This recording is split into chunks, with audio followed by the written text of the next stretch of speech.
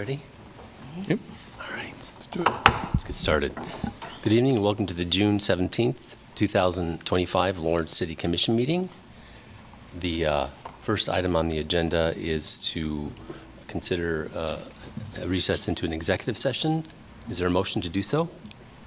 I move that we recess into an executive session for approximately 20 minutes for the preliminary discussion of the acquisition of real property pursuant to KSA 75-4319, subsection B6. The justification for the executive session is to keep the possible terms and conditions of the property acquisition confidential at this time. The City Commission will resume its regular meeting in the City Commission room at approximately 5:21 p.m. after the executive session is concluded. All Second. All right, there's a motion by Sellers, seconded by Finkeldye. All in favor say aye. Aye. Aye. Those opposed? Motion passes 5-0. We'll see you in 21 minutes.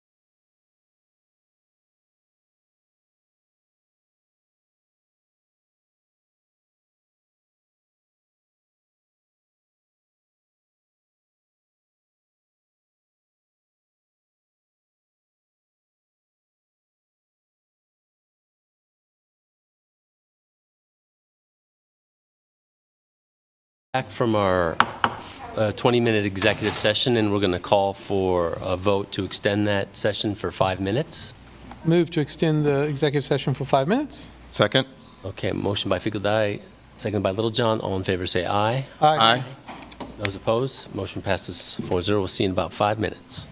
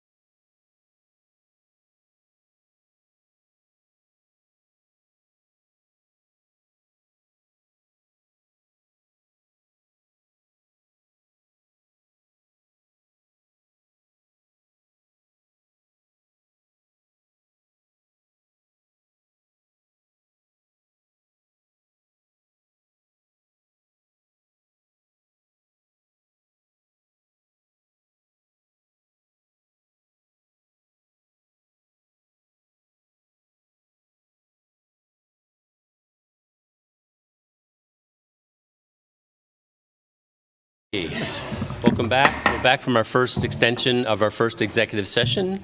Our next item on the agenda is to consider a motion to recess into another executive session. Move to approve a motion to recess into executive session for approximately 20 minutes to discuss employer-employee negotiations pursuant to the employer-employee negotiations exception as set forth in KSA 75-4319B3. The justification for the executive session is to keep employer-employee negotiation matters confidential at this time. The City Commission will resume its regular meeting in the City Commission room at approximately 5:49 after the executive session is concluded. Okay, motion. Second. Okay, so motion by Fiegeldine, seconded by Littlejohn. All in favor, say aye. Aye. Aye. Motion passes 4-0.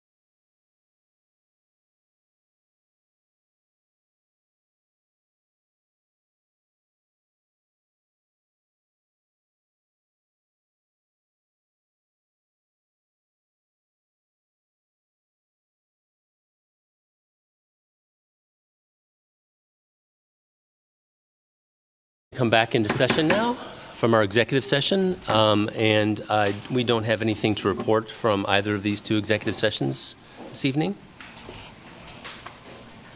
Okay, I'm going to go ahead and ask Sherry to read the rules of the meeting now. Thank you, Mayor, and good evening, everyone. If you would please silence your cell phones to minimize distractions during the meeting. The primary format for accessing or participating in this meeting is in person at City Hall. Virtual access to view or participate in the meeting cannot be guaranteed. The chat function will not be monitored. If you have any trouble, the meeting can be viewed on the city's YouTube channel and cable channel 25. When the mayor calls for public comment, please approach the podium to indicate you wish to speak. Virtual participants should use the raise hand function. When prompted, select Join as Panelist. There will be a brief delay as your role changes. Once your name is called, please unmute and turn on your camera to provide your comments. All comments will be limited to 3 minutes. Please state your name and zip code before speaking. The city reserves the right to turn videos off or mute participants. Thank you, Mayor. All right, thank you, Sherry. Next item on the agenda is to approve the agenda. The City Commission reserved the right to amend, supplement, or reorder the agenda during the meeting. Is there a motion to approve the agenda as is? Move to approve the agenda? Second. Okay, motion by Finkeldye, second by Littlejohn. All in favor say aye. Aye. Those opposed? Motion passes 5-0. All right, let's move on.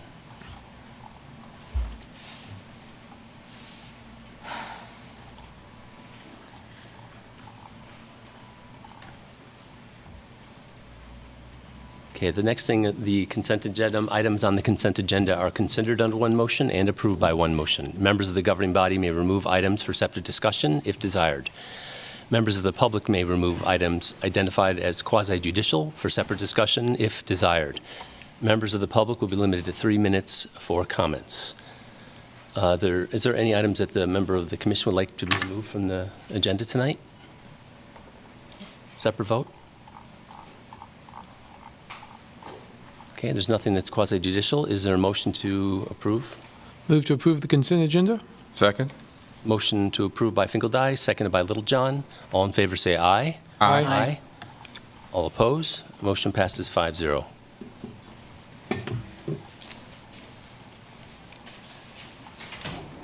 Okay. The next item are our regular agenda items. And the first item is to conduct a public hearing for a Neighborhood Revitalization Act, property tax abatement, and consider approving an NRA plan and NRA agreement requested for the 9 Dell Lofts 2 affordable housing development at 716 East 9th Street.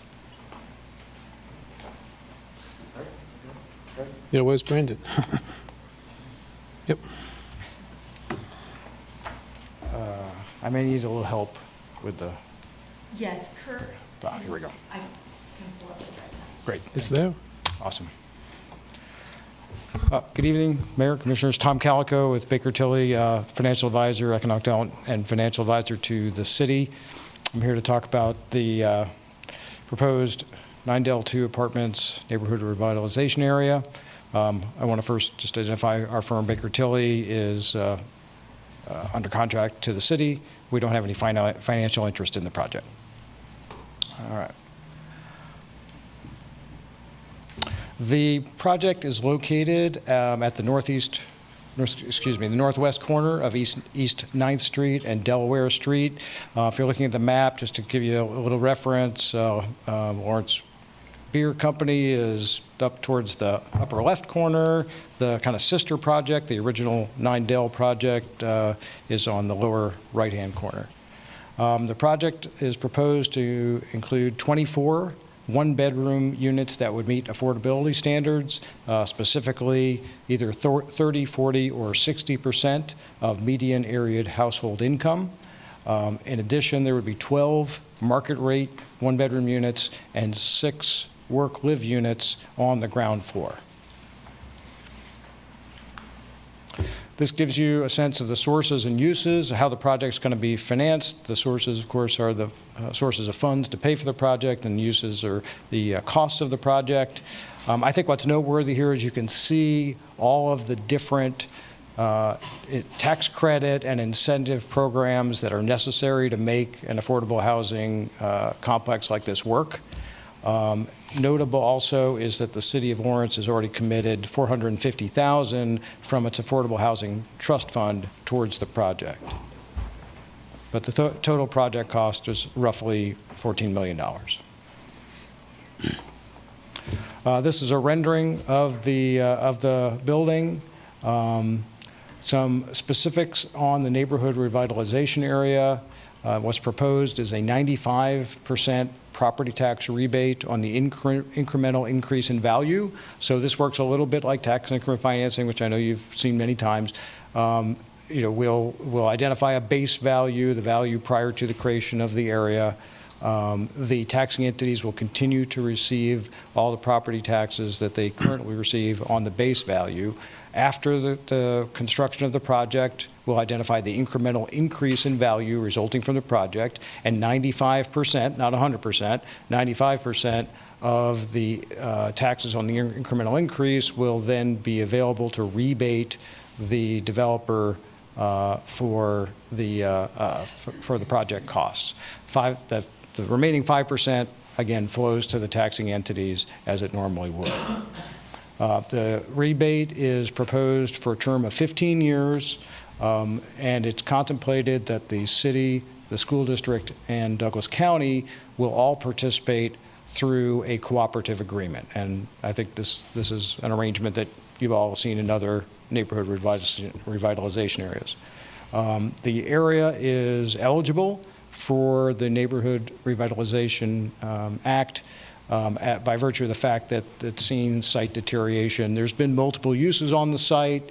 Right now, it's currently used partially as a parking lot, unpaved and paved, and we suspect that beneath the ground there are remnants of old prior developments that will need to be addressed. The developer, which I should have noted at the very beginning, let me go back, is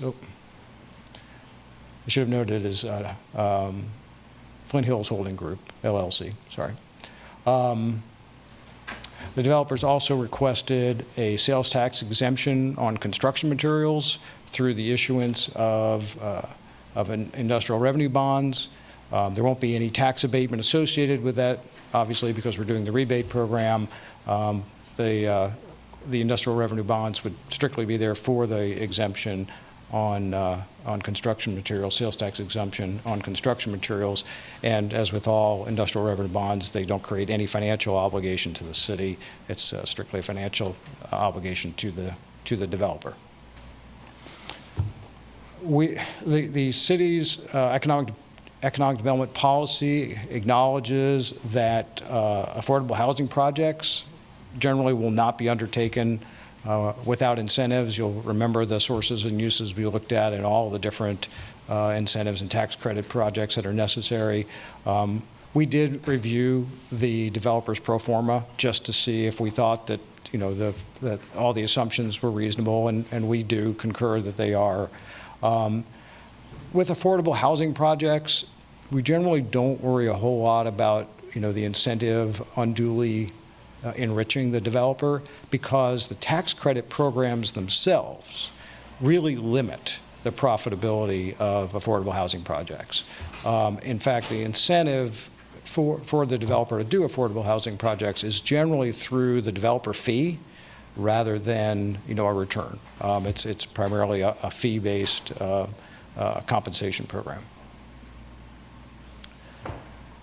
We did, per the city's policy, look at the fiscal impact and the eligibility. The project does meet your economic development policy in multiple respects. It promotes redevelopment activity. It enhances neighborhood vitality, meets Energy Star criteria, and is notably adjacent to public transit and bicycle routes. It does exceed the minimum requirement of 10% of affordable housing for buildings of this size. We utilized, or the city, I should say, utilizes Total Impact, a fiscal impact software program to look at the impact to the city and the other taxing entities of the tax incentive. As a result of that, it did show the city of Lawrence with a neutral to slightly negative impact. I probably should pause here and point out, remember the $450,000 affordable, $450,000 grant that the city has provided. That skews the number considerably and results in the negative impact. Arguably, you could not consider that grant because obviously that's a one-time expense and it is money that was collected specifically for affordable housing. So arguably, we could have left that out of the analysis, which would have showed a positive impact, albeit a small one. But just wanted to note that. But it does with the $450,000 grant, it does show a slightly negative impact. For the county and the school district and the state, the project still shows positive impact, even with the property tax abatement. So the actions you have for tonight are to conduct a public hearing on establishment of the neighborhood revitalization area, and then, if you choose to do so, consider an ordinance adopting the neighborhood revitalization plan. Future actions, should you proceed with it at the second reading, you'll also have the resolution of intent, and that should be IRB, I apologize, for the industrial revenue bonds, and also a reading on or a consideration of the cooperative agreement with the school district and the county. Neither the school district or the county have yet considered the cooperative agreement. I anticipate they will do that in the coming weeks. With that, I'd be happy to respond to any questions. Okay. Thank you very much. Tom, any questions? By chance, on the slide that you showed where there was a net negative, but that was basis on not controlling for AHAB dollars. Moving forward, so I guess is policy, moving forward as far as process and policy, is that something that we should always keep account for any project that has an infusion of AHAB dollars, that while it may, the analysis may say net negative, but that's the net, it's Right. essentially it's a net positive. Right. Because it's one-time positive dollars, Yeah. not. I think it's worthy of discussion, whether we should include that in future analysis. That's why I wanted you to kind of understand it both ways, because I think either way, it is arguably appropriate. Okay. And I do appreciate you noting that. Yep. Yeah, me too. Okay, I think I'm going to go ahead and open the public Okay, thank you very much. Sorry? Mayor, Oh, yeah, go ahead. sorry. All right, 1 second. I apologize that I wasn't here to kick this off. Okay, This was yeah, I my didn't item. know if you can You ready. you all made it to a regular agenda in record time, Thank you very so much. Let me sorry about that. apologize. I'm going to go ahead and do the right thing and start yeah, with him, which I should have begun with. Yeah, the applicant, Patrick Watkins, or the representative of the applicant, Patrick Watkins, is here, and I think he's got a few comments to make about the project, if that's okay, before Please. public comment. Thank you. Anybody? I didn't see him behind the pole there. Thank you. Exciting. Yeah, good evening, Commissioners. Patrick Watkins here on behalf of Tony Kresnick's company, Flint Hills Holdings. Appreciate Tom's presentation, and I concur with his statements. And it's nice to hear a little bit of the color on the financial analysis. It's not something we've had to do in past on some of these affordability projects. The economic development policy doesn't require that we go through that analysis, but in this case, we were happy to do so, and they've done a fine job, expeditious job too. We're pleased to bring this project before you for your consideration. Most importantly, I'll say it has many good things to say about it. I could talk for a while about it, but obviously the big thing is that it brings another sizable impact to the city's supply of affordable housing, 29 units out of the 36. It's just another big jump, and we don't get the chance to have many of these. Obviously, it's a massive amount of state and federal subsidy that is being escorted to Lawrence for the benefit of the citizens here. And obviously, it's another nice project for the Arts District and the immense amount of planning that's taking place there. It is the same request that we've made for Polar, the same request that was made for 9 Del 1, New Hampshire Lofts, Penn Street Lofts. It's the same request that Tony makes at other jurisdictions where he applies for these LIHTC projects, and it's specifically designed to score the most points on these affordable housing LIHTC applications. It's a competitive process, and it's a point-driven process. If you can show that you get a 95% property tax rebate, you score better. More likely you are to bring this affordability, this subsidy to your location. So the IRB is also exactly the same. So you guys have seen this request before. We've done it several times, and we've got a great thing growing. I do want to echo what Tom said, that this model is vetted by KHRC when they review the applications. It's narrowly tailored to ensure that the developer is making their fee based upon the unit count. And I think he stated it well enough. I don't need to belabor it, but this is not a financial windfall. This is about economic modeling to make sure that this project makes sense to be awarded LIHTC and to get off the ground and be a feasible project. We've got a great thing going here. It's noted in the staff report, but there's been some changes to the state legislative process with affordable housing subsidy. This may be one of our best last chances to get a 9% deal in Lawrence, and we think we've got a great chance to get it. So we're asking for your support again, and obviously we're happy to answer any questions you may have for us, so thank you. Thank you, Pat. Questions for? Just for my edification, I noticed in the report it's the 4.5 million that comes from the state's low-income housing credit. With this change in the law going forward, would that go from 4.5 to 3 million, or would it go from 4.5 to 0? Tony has described it as an 80% reduction in the state's, the amount of subsidy that the state is going to spread around. So I think it's dramatically less than that at the state level. Okay. Just. Yeah, it's disappointing. Any other questions? Okay. Pat, well, I did have a question, Patrick. I don't know if you can answer it, and I don't know if Tony's on. And it may come up in our CIP conversation. With the state's change in how, with their state LIHTC program, how does that, what is the impact on, I guess, maneuverability for federal dollars, and talking about that? Because I know Tony's been thinking about, I know Tony has had to be thinking about that and its potential impact as it relates not just on him being able to grab those tax credits, but our ability to be perceived as either good or bad actors on behalf of the federal government to be eligible for those dollars. So I think it remains to be seen. I don't know that I can give you the answer today. Tony is out of town and not available. Okay. I do know some of his previous statements. I think one of the things he said is that you have a 4% deal and you have a 9% deal. These 9% deals are more comprehensive, larger projects. And ultimately what he believes will happen is a lot of these 4% deals are going to go away. They're the lower amount of subsidy, and they'll be focusing on the 9% deals. I don't know exactly what's going to happen, but presumably there's going to be less projects to spread around. We've been able to get one every year or two for some time.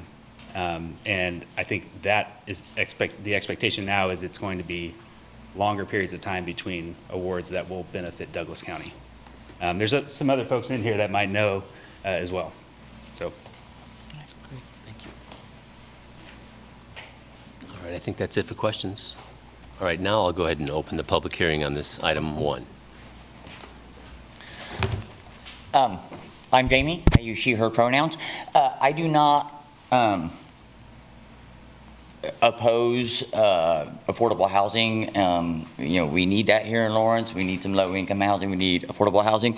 But I'm not sure that this is the great deal. You asked the question, Mr. Finkeldye, of how much of a decrease that would be. If the state funds are $4.5 million and we're talking about an 80% decrease in funds, that drops those funds to $900,000. If the entire project costs $14 million, as the gentleman over here described, and he described only 42 units for $14 million, basic math says for our 42 units are costing us $333,333 a piece. I live in a 2,000 square foot townhouse with 3 bedrooms, a full basement that doesn't count as square footage because it's unfinished, right? And I paid far less than $333,000 than for my house here in Lawrence, and that was 3 years ago that I bought my house. So I'm not sure that paying $333,000 for a one-bedroom apartment is a good value for our money. Thanks. Thank you.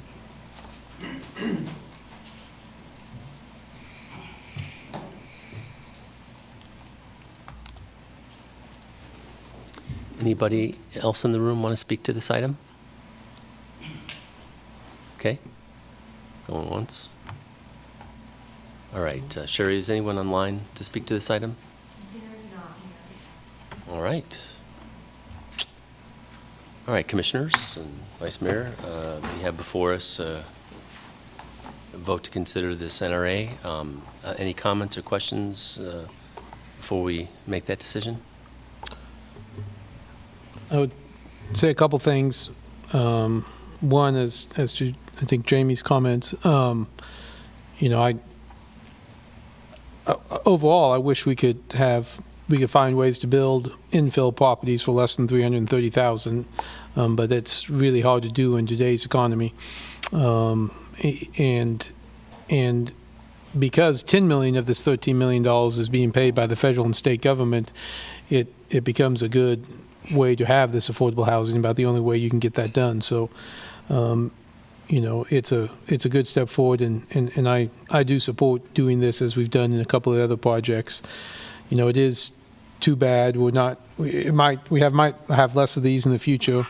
And I know Rebecca's here and she's going to talk about another one, but later tonight in the CIP. But we need to, in particular, hopefully we can get this one and move it forward so we can get those additional units. Not only the 24 units, but now low income, but the 18 market units and another 62 units.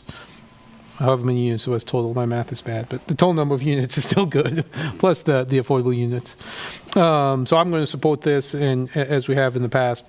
I would say this has nothing to do with what's on our agenda tonight, but so I don't forget to tell staff, I want to be sure we get street lighting as part of this project. That stretch of street does not have street lights. We did street lights all the way down to Delaware, and if that last stretch doesn't have street lights, and people have asked me, I said, well, as soon as we develop something, I know we're going to get street lights, so I hope I'm true on that we're going to get street lights out of this deal. But nothing to do with this, but just throw that in there.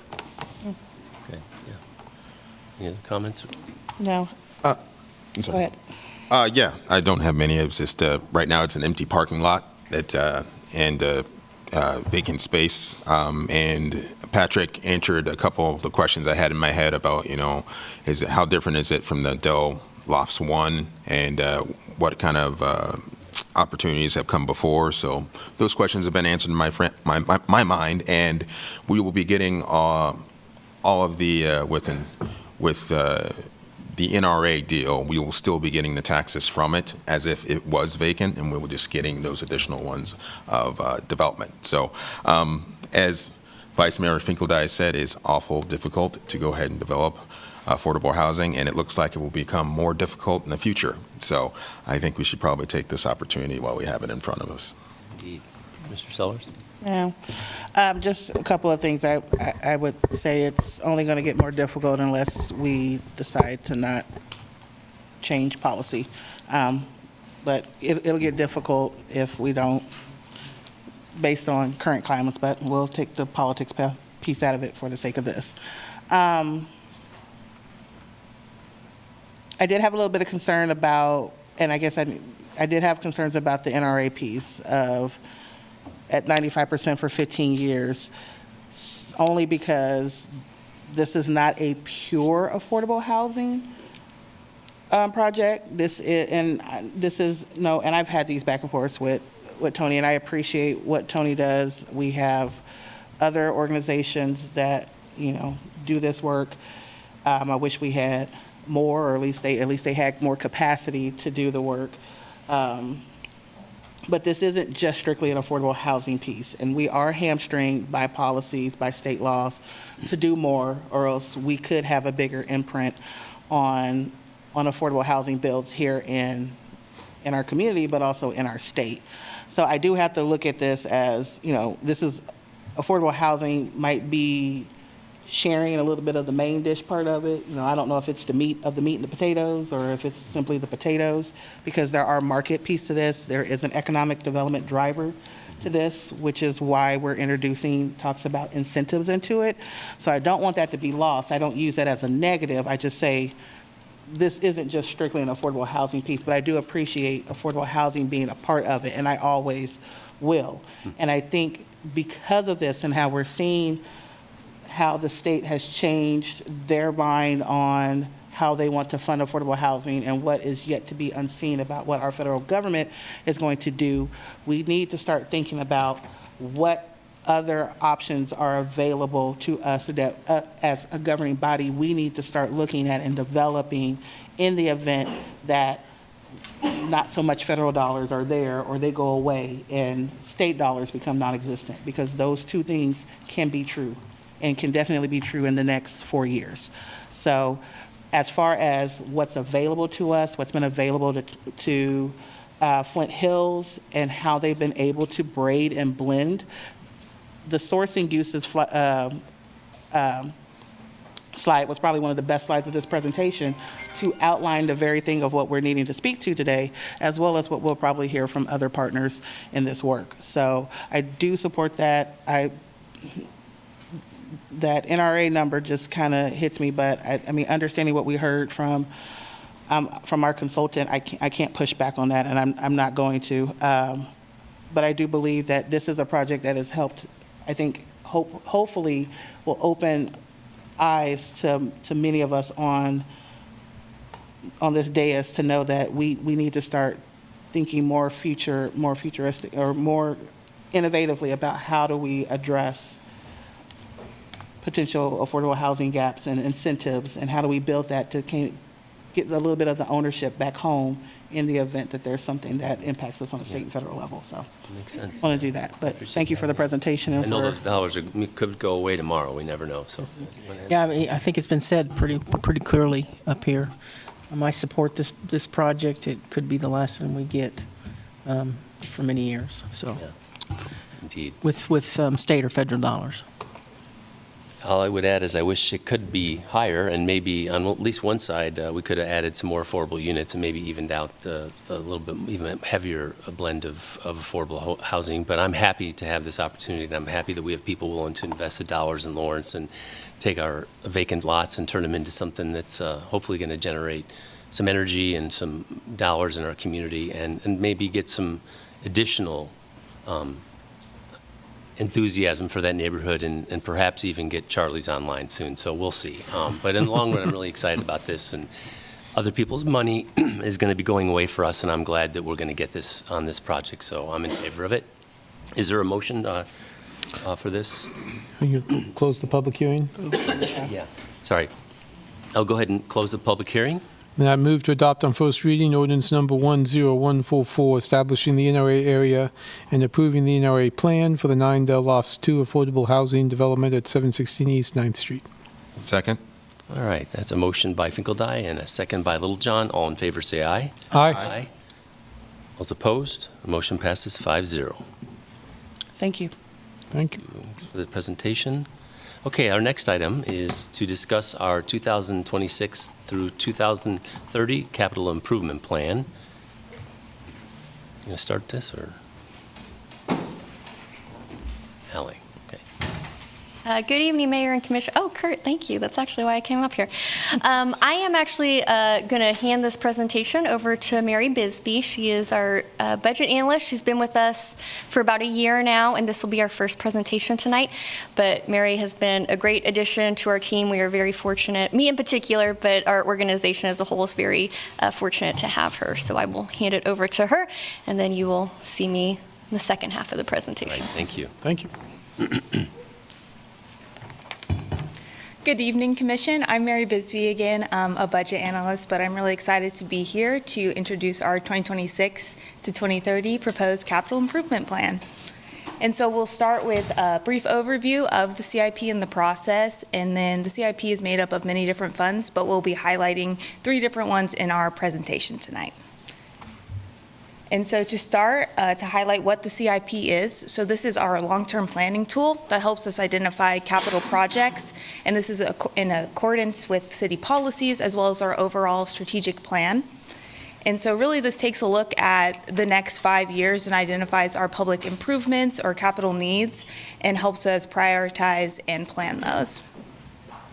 And so to be included in our CIP, a project must meet some criteria. And so it must cost $100,000 or more and result in the creation of a new asset or enhance the life of an existing asset. And we also look for in projects whether they'll enhance the quality of service that the city provides or whether it will reduce the cost of ownership for an asset the city owns. And we're also excited, so this year we've developed a CIP guide, which is a short document that provides some information about our CIP, our financing methods, as well as some of the various funds you'll see in the full CIP. And so that's attached to the agenda item tonight and is also available on our CIP webpage. And then additionally, with some help from our communications team, we've developed a short video that features our finance director, Rochelle Matthews, where she also talks about the CIP and what that means for the city. And so that's also available on our CIP webpage, and you can feel free to view those.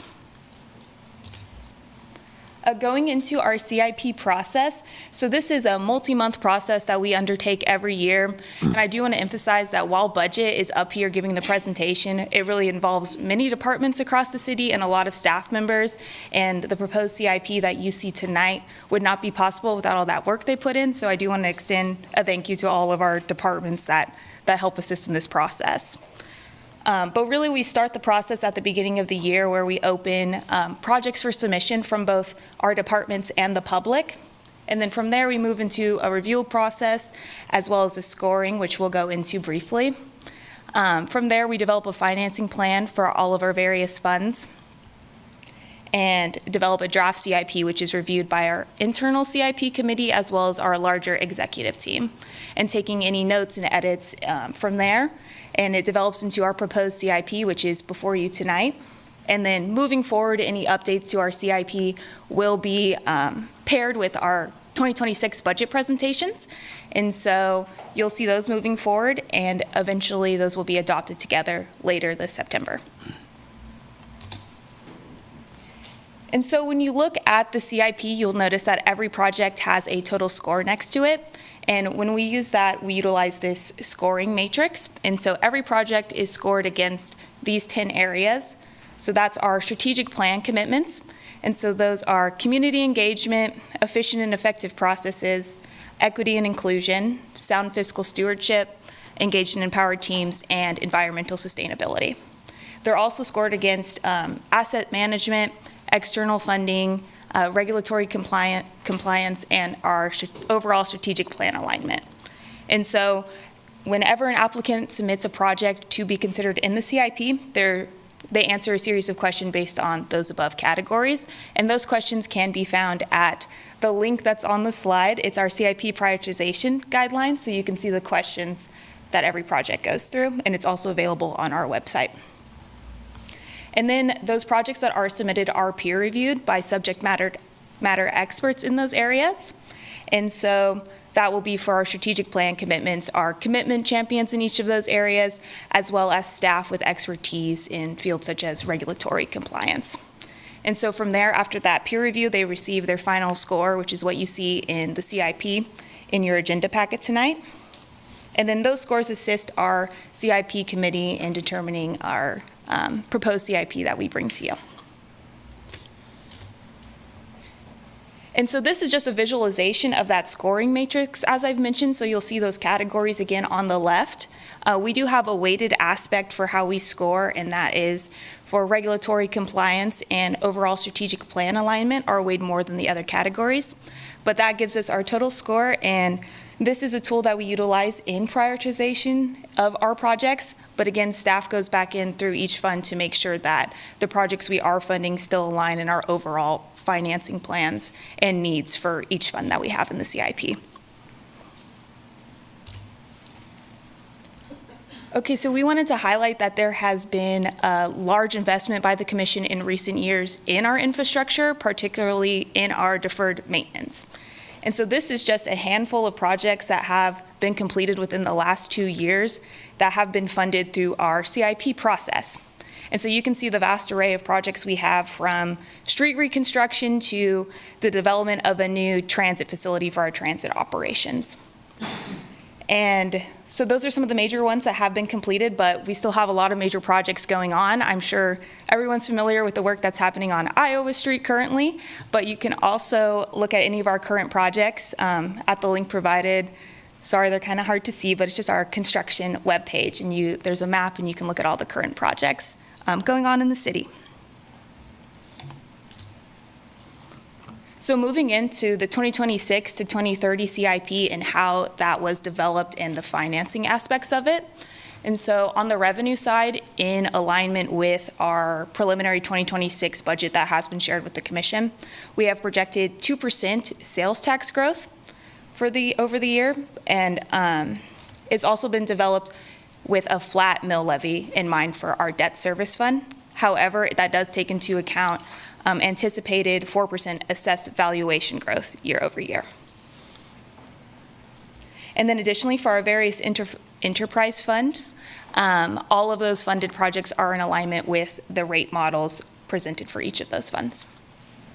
On the expenditure side, you'll notice there have been some inflationary cost increases, and then price escalations for those projects that are in the out years of the programs. Okay, so the first fund or financing source that we want to highlight tonight is our revenue bonds from our water and wastewater fund. And so you'll see overall in the full CIP packet for each fund page, you can see both the funded and unfunded projects. What's shown on the screen is just the funded projects for this fund and financing source. So what we wanted to highlight here is that there has been a shift of projects in this 2026 proposed CIP, and this has been done intentionally to reduce the projected utility rate increases for our water and wastewater fund. And so the difference between the proposed 2026 CIP and last year's CIP is that 2 projects were reduced, or 2 projects were moved from funded to unfunded. And this is because those projects were primarily driven by development, and they focus on adding system capacity for growth. And so the MSO team really wanted to focus on having a smaller water wastewater CIP to, again, reduce those projected utility rate increases. But overall, there's still alignment with that rate model and the funding that we would need to pay for those debt interest operational payments.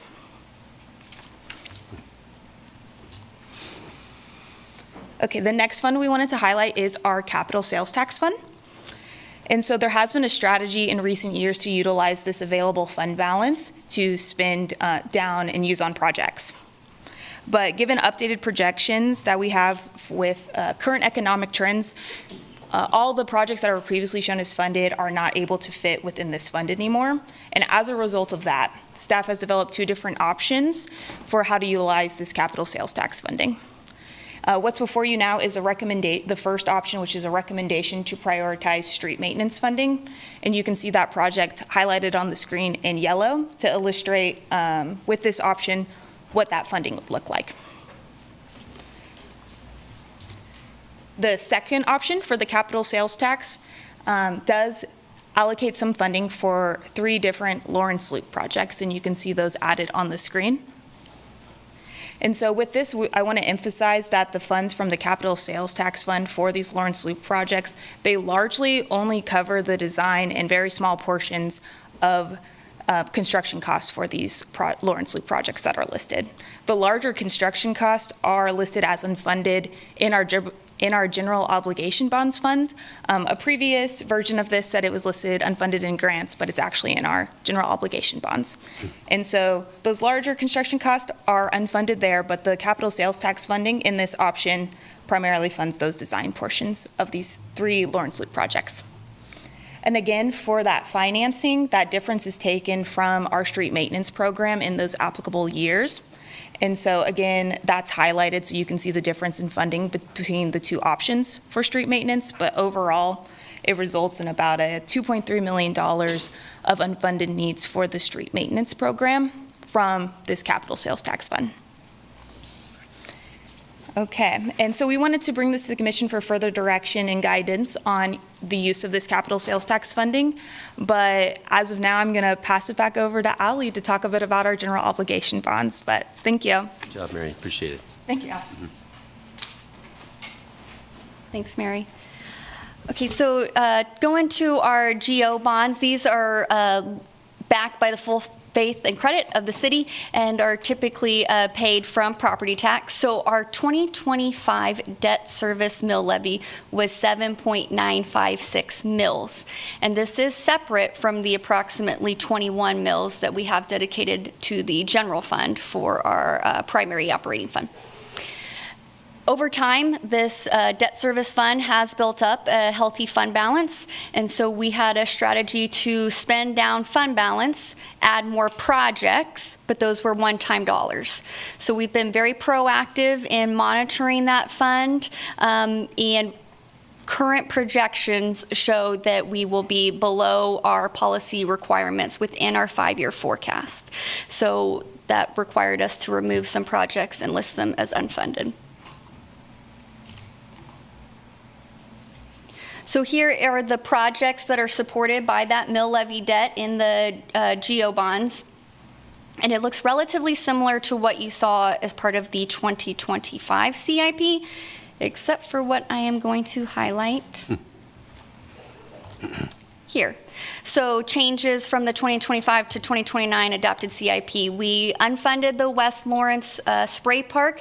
This was a recommendation from the Parks, Recreation, and Culture Department due to the operational cuts that they're experiencing, that not adding a new asset into their system. The Station 7 for LDCFM expansion has been listed as unfunded, as well as the apparatus for Station 6. So the station itself, Station 6, is funded, but the apparatus is listed as unfunded. And then we added a 27th Street Bridge. That increase was offset by a decrease in the street maintenance program.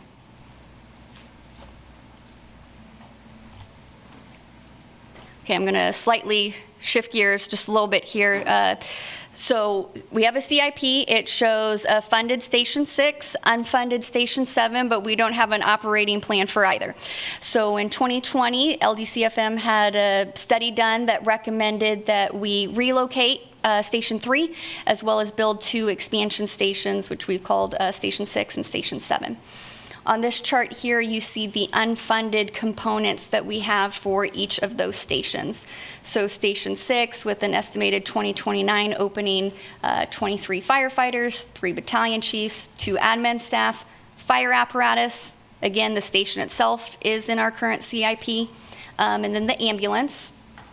Station 7, the firefighters, the station, the fire apparatus, and the ambulance. And then Station 3 would be moving that crew over with the relocation. So there's just the capital cost for that project. A few months back, the LDCFM team created a charter group to come up with a recommendation on how to staff these stations. And they are recommending maintaining current staffing levels, so 4-person on all fire apparatus and 2-person on all ambulances. Okay. Unfunded expansion components, I approximate, and that bold, underline, highlight, approximate as best that I can here. We've built in a number of assumptions on this slide, one being the current 64-36% split with the county. The second big assumption that we did was a base wage of our preliminary 2026 budget, which was a step in 3%. So if that base changes, then these numbers would change. I do want to highlight, it was pointed out by Chief Wade that I accidentally double counted some of my numbers, so this is different than what you see in the packet. So our operating cost for the city is $4.7 million. I think our original said 6. I was double counting numbers there. But the mill levy impact is the same, so I apologize for that. So that $4.7 million that you see, that is today's cost. We added an inflationary factor to increase those to align with the 2029 opening, and then also added our fund balance requirement of the city. So those where you see the ongoing operating costs for Station 6 and 7, the county portion for those as well. And then you see the capital costs. Again, these are the unfunded components of the capital. So 2.6 for the city on Station 6, that's just that apparatus. As to Station 7 and Station 3 have the stations themselves. So you see larger numbers there. So then total capital cost, and then the estimated city mill levy impact. So for Station 6, 3.25 in total. That'd be 3 mills to the general fund, a quarter mill to support the debt for that apparatus. 4.25 for Station 7, that'd be 2.5 mils to the general fund, and 1.75 mils to support the debt for the station and the apparatus, and then just the debt service impact for Station 3.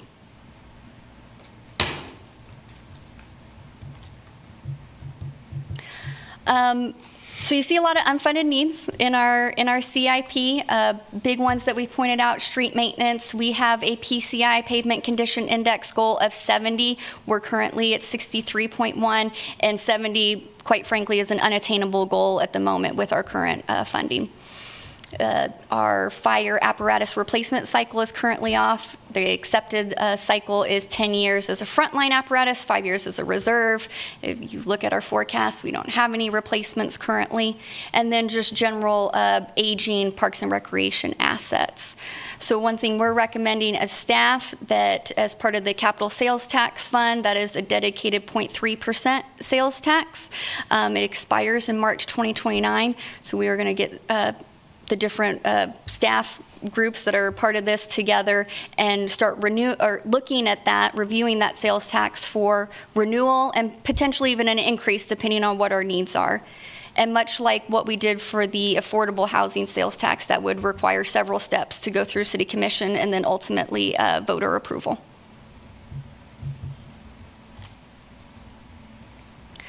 So those unfunded projects, just over 101 projects that are partially or fully unfunded in the proposed CIP, and then $470 million of unfunded requests across all 5 years of the proposed CIP.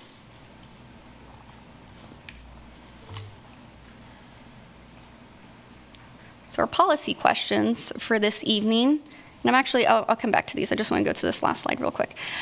So next steps that we have, you see us here today. July 8th, we'll have the city manager's proposed budget, and we usually have the revised CIP at that time as well. And then the subsequent steps. I did want to highlight, as you see here, budget@lawrenceks.org. I would encourage everybody to send your questions to this email, and we will start a Q&A list that we then post on the website. So if you have a question, I suspect other people do as well, so we try to share that information. So please send your questions to that email, and we will do our best to keep that document updated. Okay, so back to our policy questions on that recommendation for the capital sales tax funding focusing on street maintenance, or to include initial costs for the Lawrence Loop. If there's any unfunded projects that should be swapped with a funded project, or projects that should be delayed or reprioritized. And then lastly, is there any feedback on LDCFM's expansion proposal that should be included in the 2026 operating budget? Okay. Is that it, Ellie? That's it, yes, sir. Thank you so much. That was a lot of information. Again, thank you. Good job. That was great.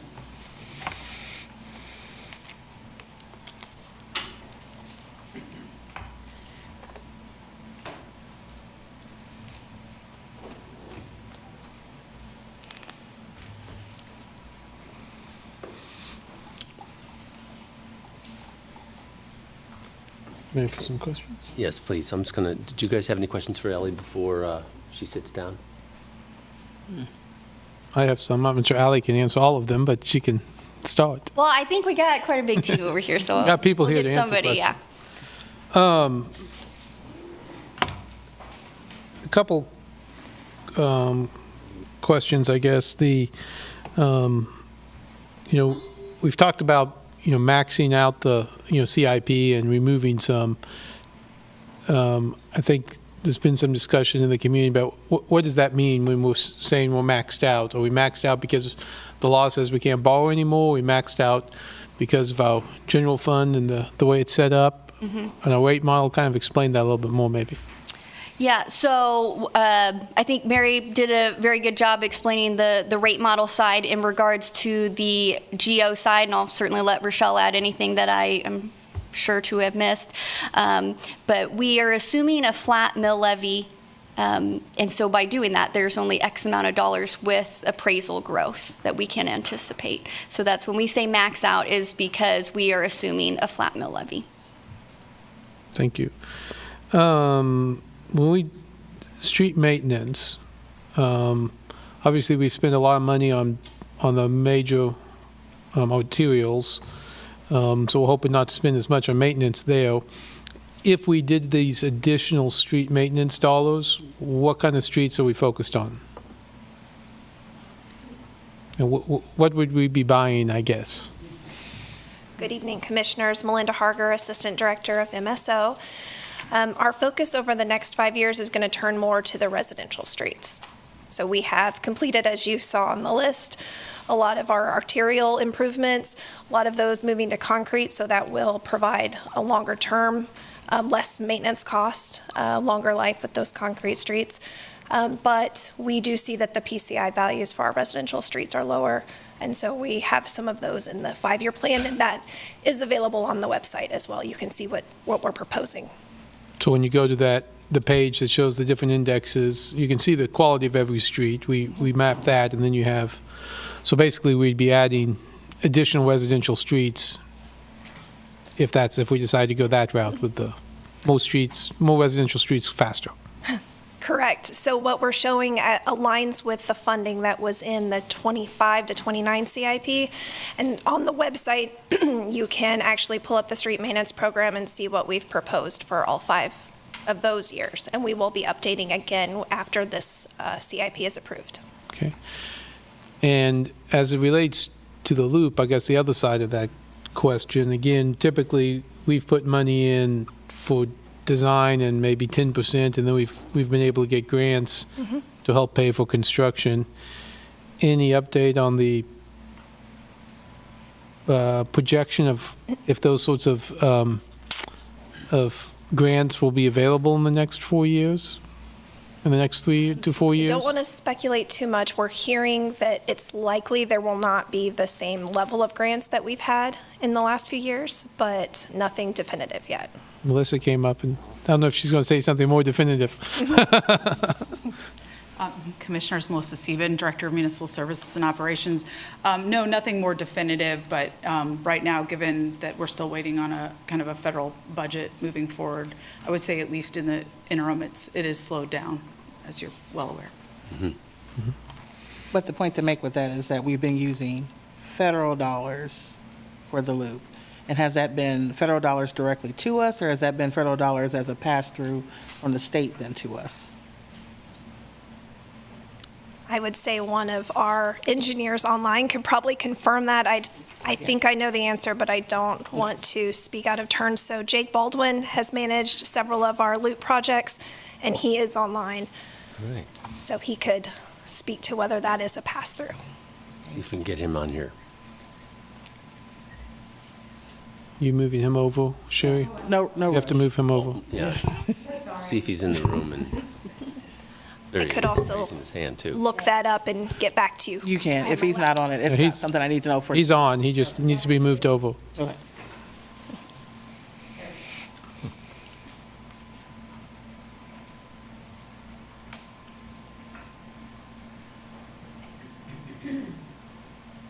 All right, good evening.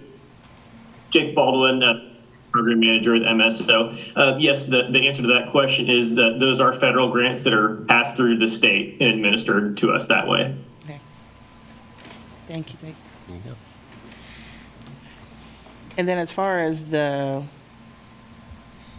pavement index, if I remember correctly, that 70% puts us at the tippy top of good, fair. So it's more at the higher part of fair than Yes. the lower part, and we're The scale functioning right goes now up in the middle. to 100, and so that puts us in the good category, where currently we're in the fair. Okay. Any other questions for them? I had one regarding the unfunded expansion components. Just a question, I think, from what I remember, the split was 64-36, city to county, and that's how the city portion of the mill levy was calculated as well? I just had a question about that. No, so that, the mill levy that we show is just the city's mill Okay. levy. Yes, just the So- cities. Okay, just our portion that we're responsible for. So- Correct. So it coincides, here's my presentation. Hold on, let me help. But it coincides with the city's operating portion for Okay. the general fund, and then the city's debt service, the capital component. Okay. Okay, good things are. Thanks, Kurt.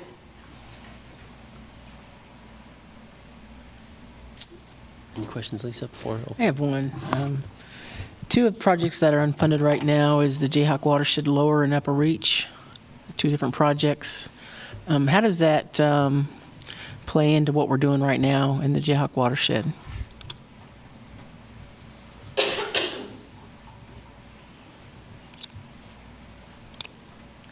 We are currently constructing on the middle reach for the Jayhawk watershed, so that construction's happening through 2025 and ending the end of 2026.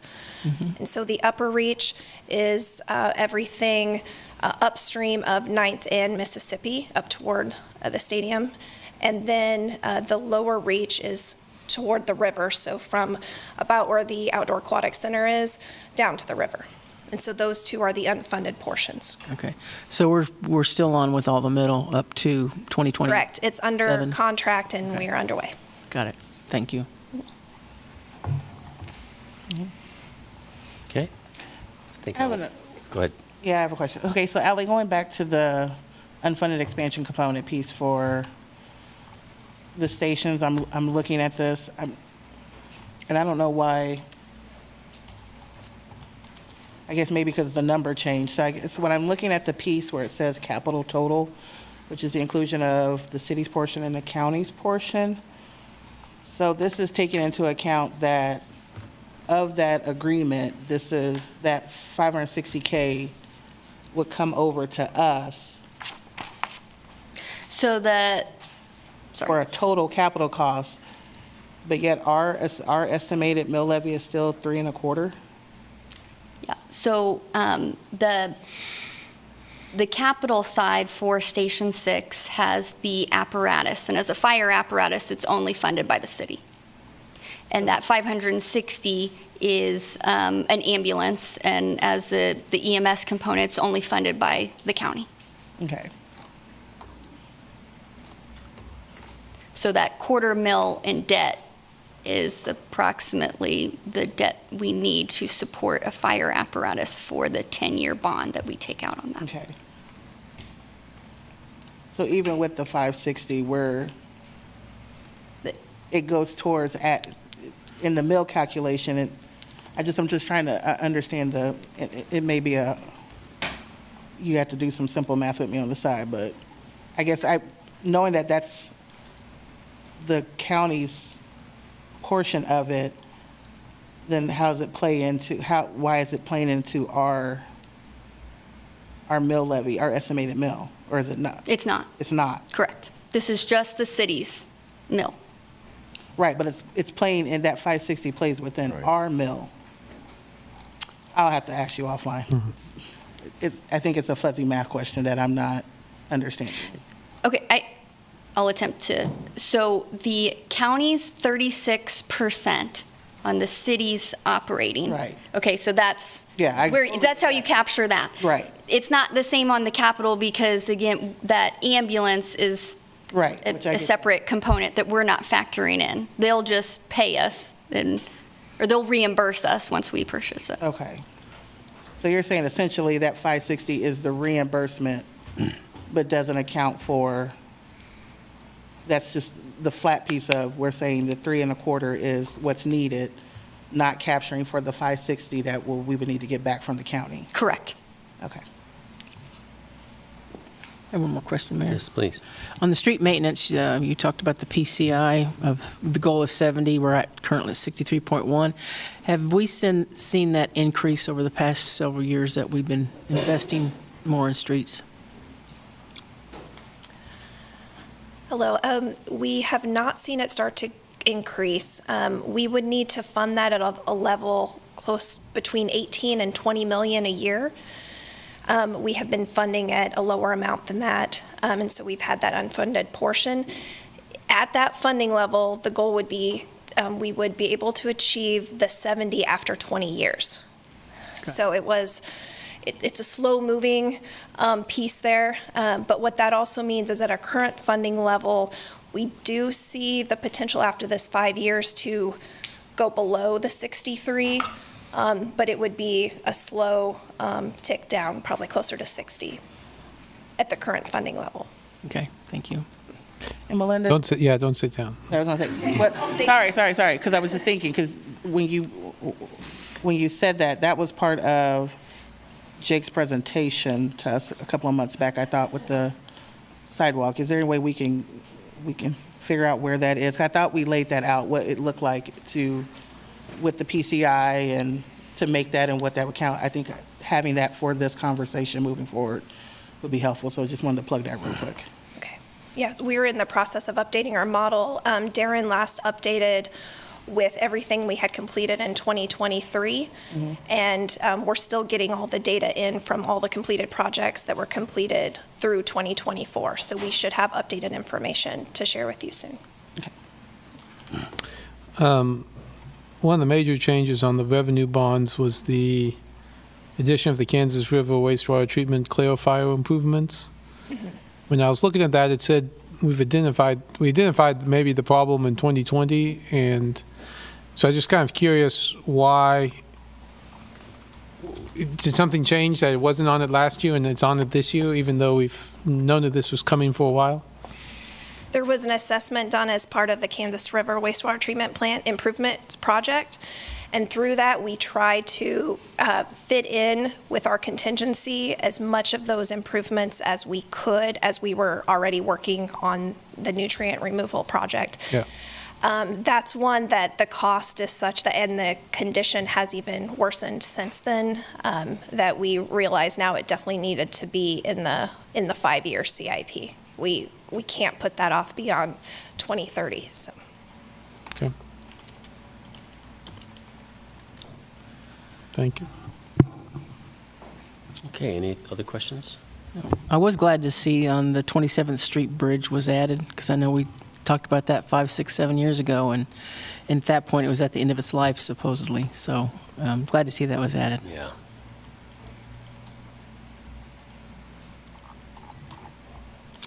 I think that's it for now. I'm going to go ahead and open this up to public comment at this point.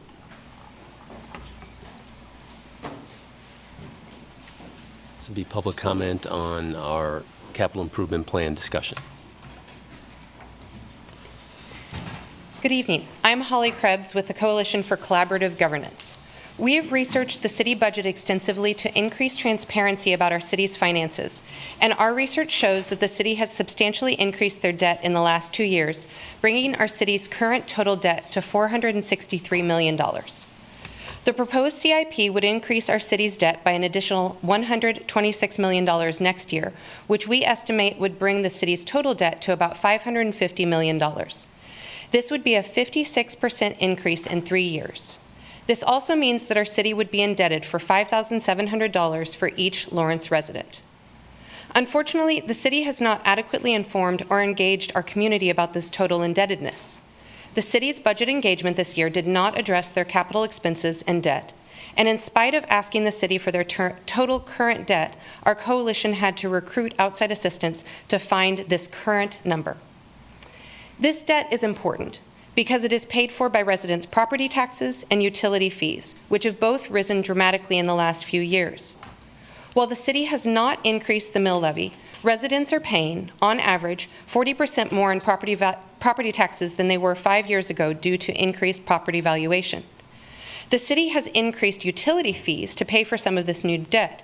City utility fees increased about 8% last year, 10% this year, and the MSO director reported that they're anticipated to increase a comparable amount next year.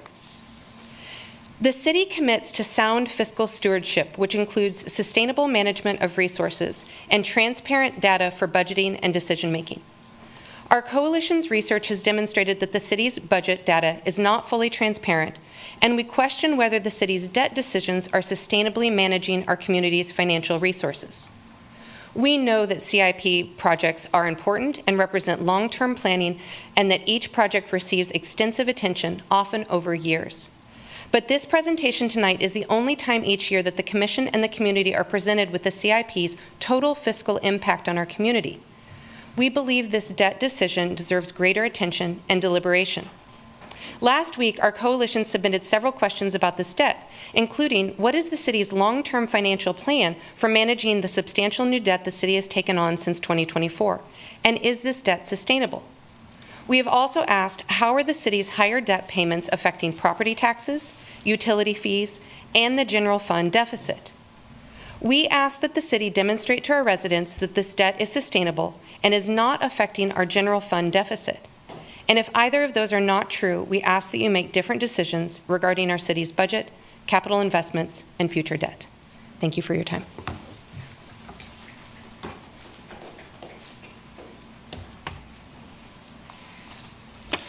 John Imms, Lawrence. Thank you, Commissioner Sellers, for bringing up the fragility of the state and federal grant monies. That was good to bring that up.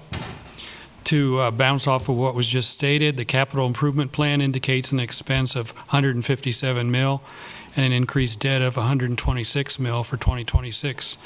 You're borrowing nearly all the dollars required for the SIP.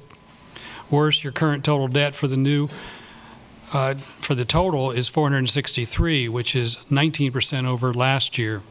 The city's total budget has almost doubled in the last 5 years. You're not paying the debt down in any significant way. Interest payments are now greater than revenue for current property taxes. And to top it off, you're $6.5 million over budget for this year. Not a good look for those running for re-election. You may be planning to raise property taxes and thus increase cost of rent. The MSO director has indicated that you're planning to increase the cost of utilities for the third year in a row.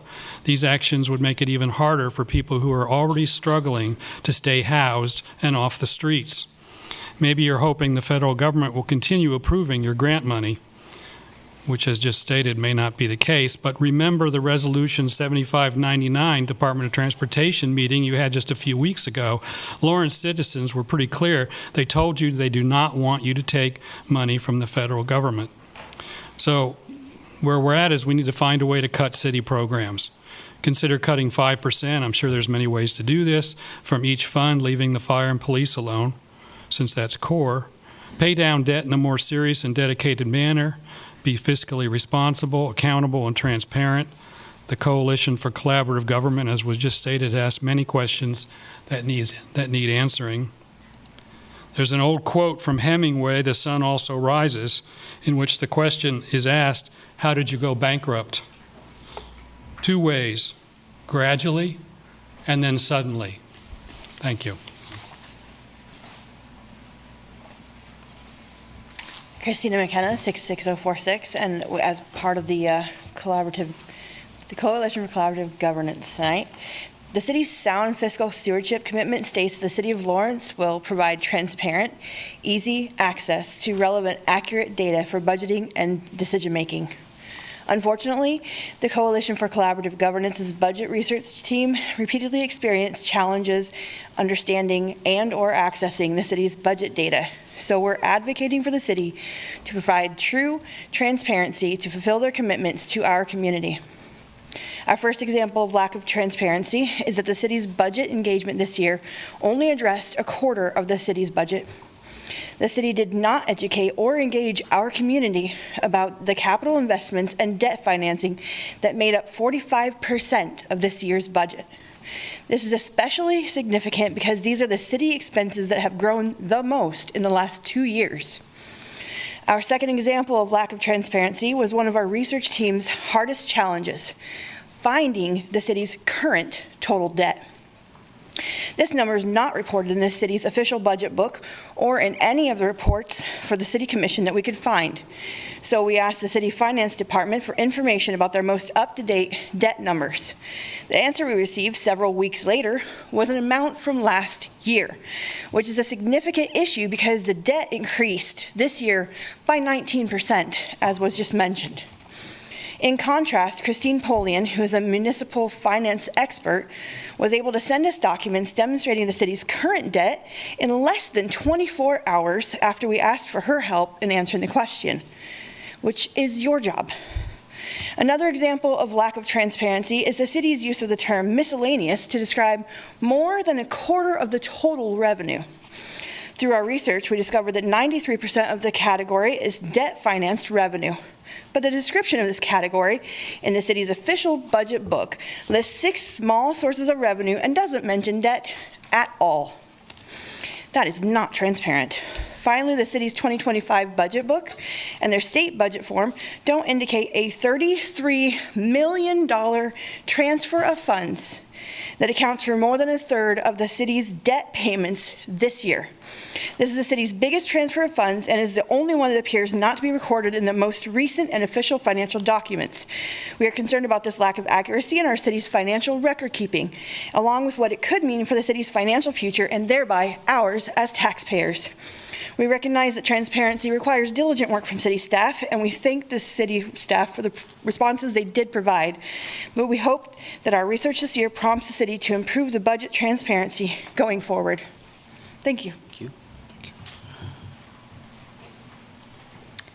Hello, Melinda Ball. The Coalition for Collaborative Governance is advocating for more and better community engagement from our local government. The city's budget engagement did not allow people to submit any input or comments without solving a complicated puzzle of making 49 funding decisions to eliminate the city's anticipated $6.6 million debt. So our coalition produced our own budget survey that includes multiple choice questions, opportunities for comments, and no requirement to solve the deficit. We believe this survey is easier and more accessible than what the city provided.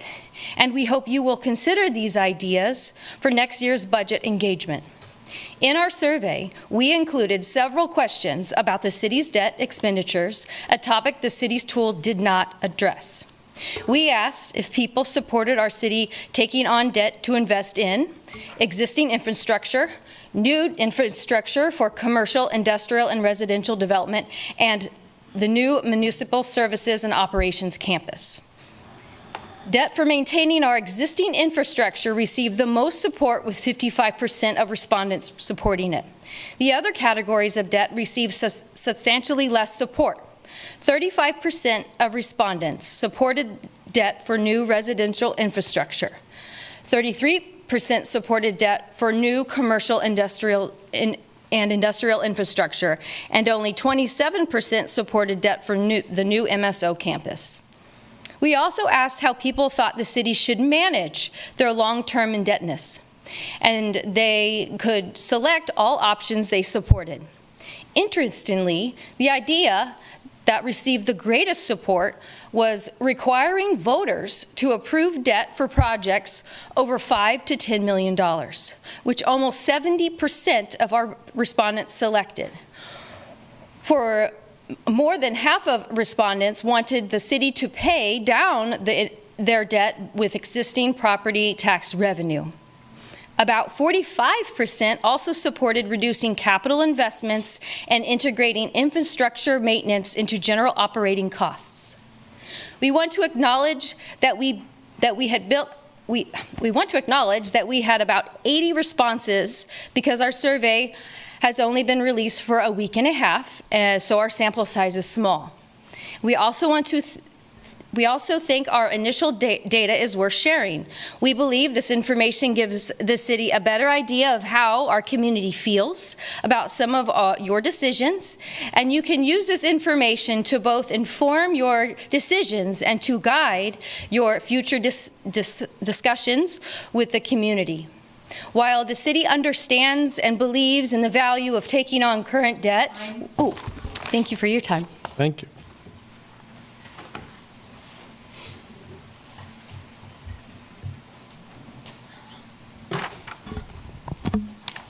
Good evening. I'm Michael Allman with Sustainability Action Network.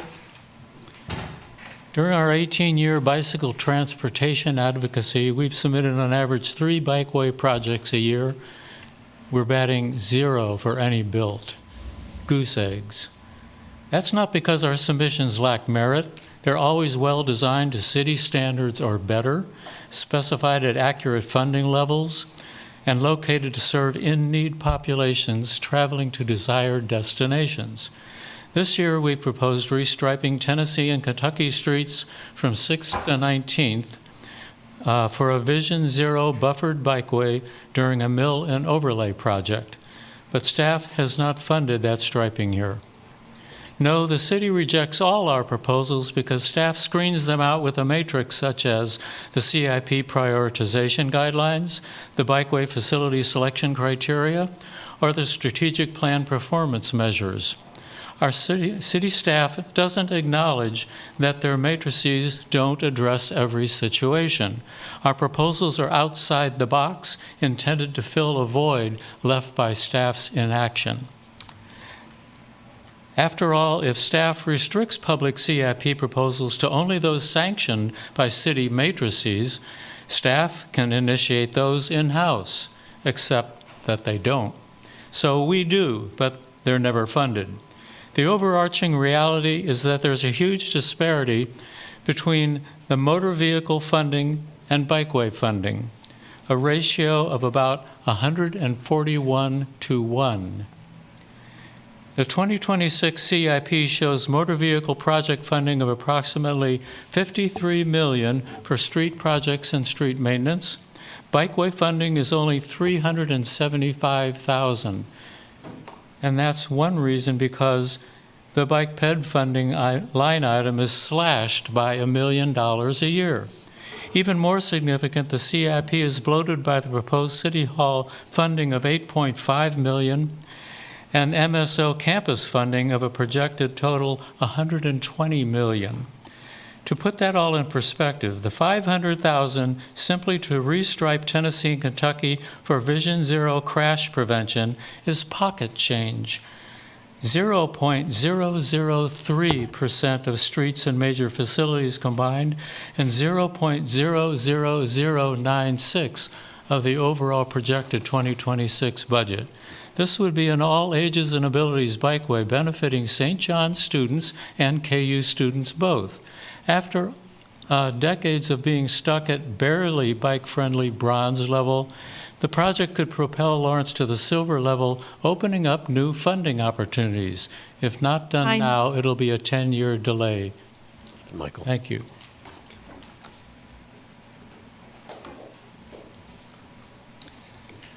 Mike Courtney, 66046.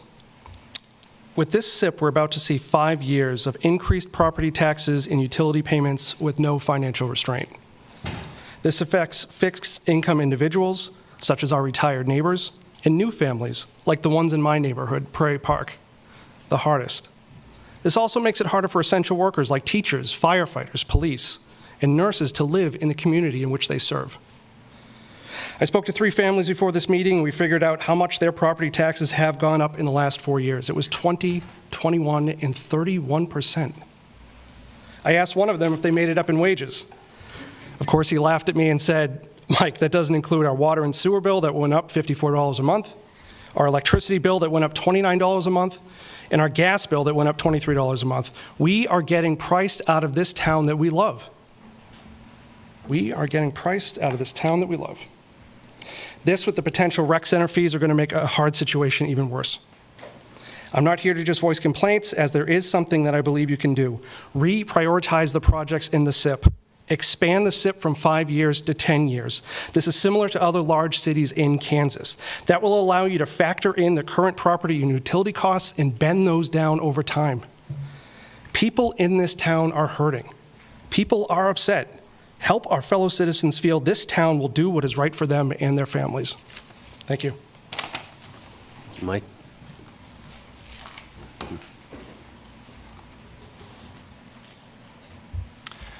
Good evening, Samuel Carter, 66046, and I wanted to thank you for last week committing to end deaths and disabling injuries caused by driving in Lawrence. That was huge. Thank you very much for doing that. We can't get there unless we fix Tennessee and Kentucky streets.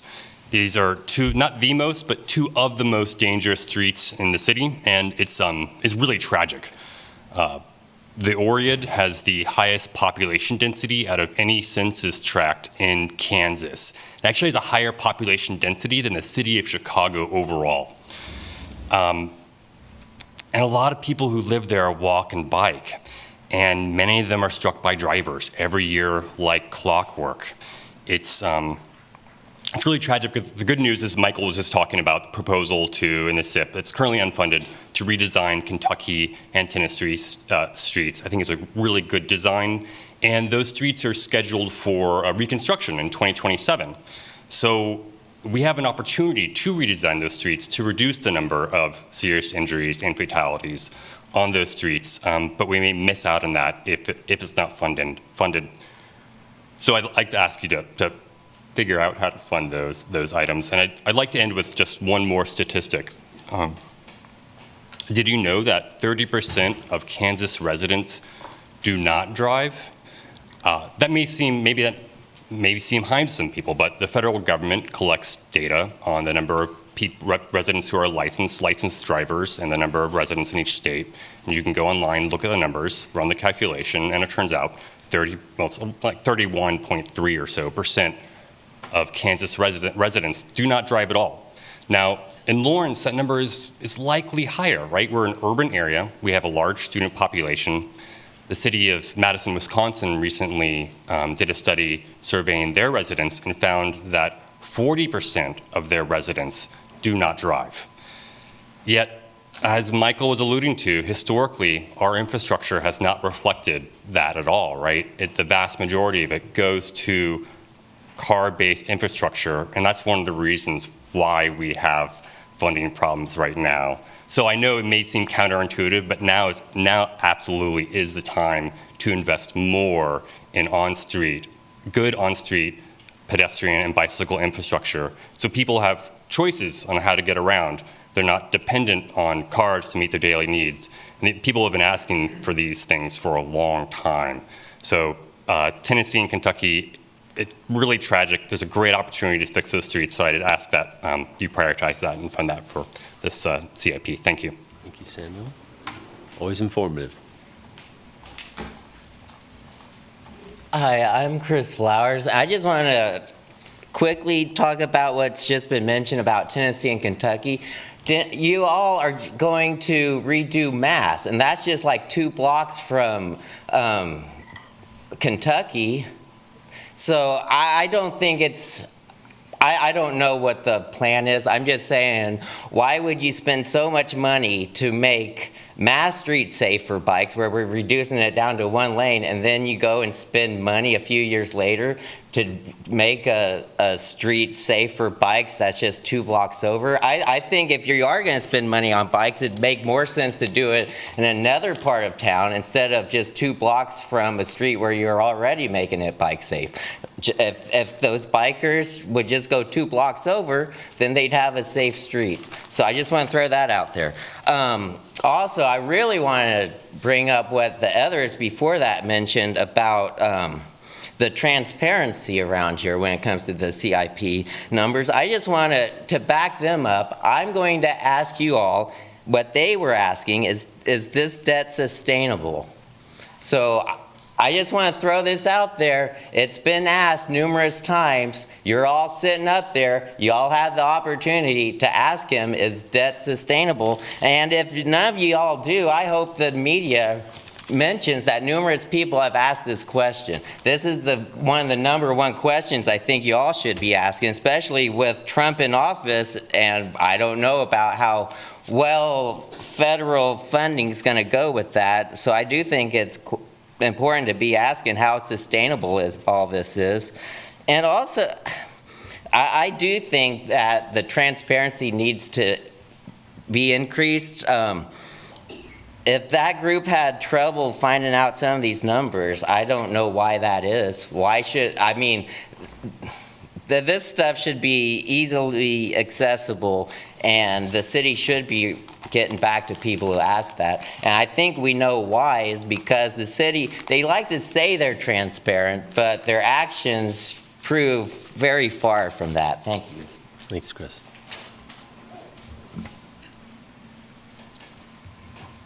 Good evening. My name is Simon Stevenson. I'm an engineer paramedic with LDCFM. We saw a lot of information up there tonight. Saw a lot of projects funded and completed. That's awesome. It's good to see. One thing I want to make mention, right? One thing you wouldn't see, you'd have to go back almost 20 years before you saw a fire station on there. So seeing Station 6 funded, it's really refreshing to see. So I thank you guys for that. I appreciate that.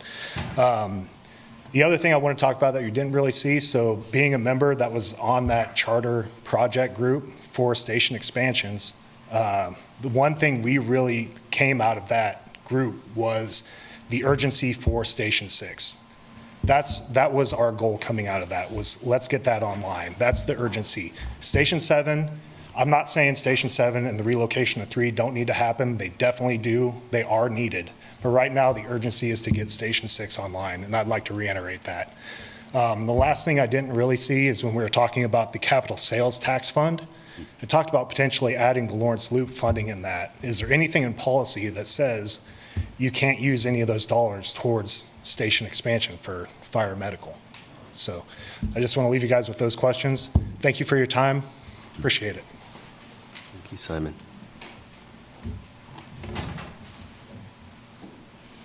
Rebecca Buford, Executive Director of Tenants to Homeowners. Thank you, Commissioners. You have an unenviable job there.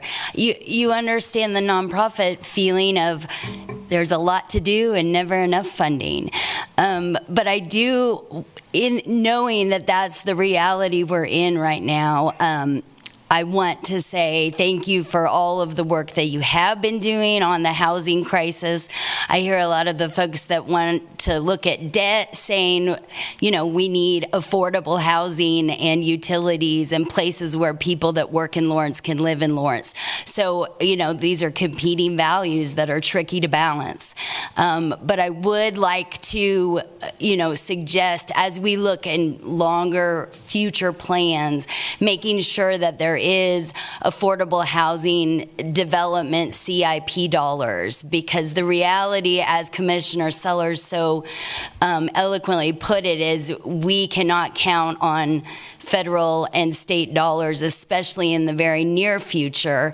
And we had a good LIHTC discussion earlier, and we have some of those projects that are shovel ready, but we're needing a little gap funding. So again, had we had some money in the CIP plan, we could have that ready to go with this. And I know there are so many needs, but I think housing supply and affordable housing supply in particular has been at the top of the goals for the city of Lawrence, and is pretty well supported across the board. So I'd just like you to continue to think about that in CIP planning, and can continue to think about creative ways that we can fill the gaps that we know are going to be there in the next few years, given the lack of federal and state funding. Thank you. Thank you, Rebecca.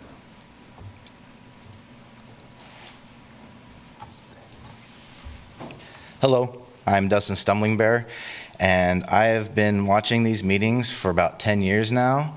I've run for office a few times, and the CIP has been something we've been talking about for nearly 10 years. It's been morphing. The matrix has changed occasionally as we've seen our community needs change. We've had 2 different city managers now that have been over the CIP, and Yeah, I'm just going to say it. I disagree with what's been said earlier about Coalition for Collaborative Governance. They choose not to participate. They choose not to attend. I've been to many of these budget meetings, like I said, and none of those faces are any I've ever seen before. They're all new faces. I've been to many of these community meetings throughout the years. None of these people have ever been present. It's okay to be upset as taxpayers. It's okay to say we want accountability, but at the same time, that's what we elect you for. We elect you to determine if those projects are good for our community or not. And you're hearing a group of people say we should abandon our democratic norms, our democratic processes, because they choose not to participate, because they choose not to come in here and actually see what's happening. It sucks sometimes. I also agree we have a lot of projects, we have a lot of requests, we don't have a lot of money. And we have to look at what really is the best for our community. And sometimes we all disagree. You know, I disagree with the expansion of the utilities out west. $70 million, that'd take care of our $6.6 million budget deficit like that. On a promise of tax that will someday come to us across the K-10. Someday. But we're gonna pay $70 million right now for that someday promise. Those are things to actually be upset about, but we're not hearing that from our community members. They're worried about the little things. Let's take 5% except from the most expensive places, our police and fire.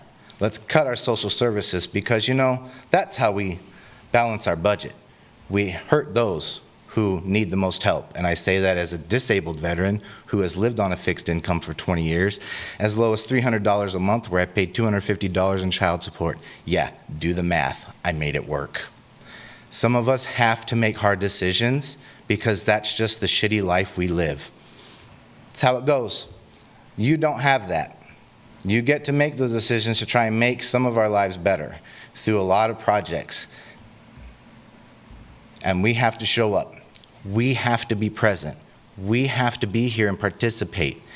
A bunch of people who suddenly showed up and say, we need to change everything because for the last 2 years we suddenly paid attention, but we ignored what's been happening for the last 10 years, 20 years. I don't get upset about that. Maybe if they're here in another year, I'll want to listen to hear what they have to say, but nothing they have contributed has been anything new.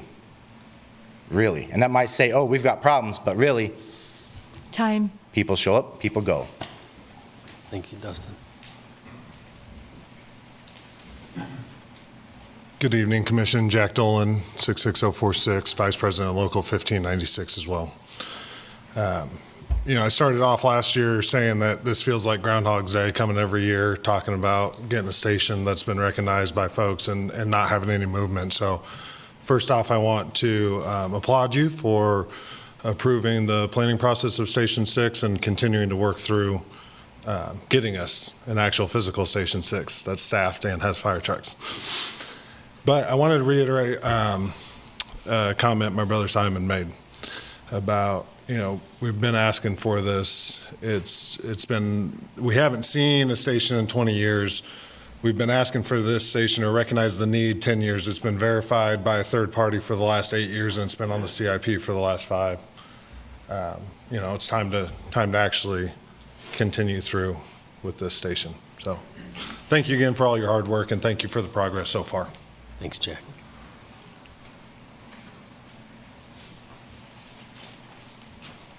I just have one quick thing. I think that we should not criticize our neighbors that are showing up here tonight. People don't always show up when we want them to, and people don't always show up the way that we want them to. But I think we should not criticize our neighbors that are actually showing up to share their opinions with you tonight. Thank you. Thank you.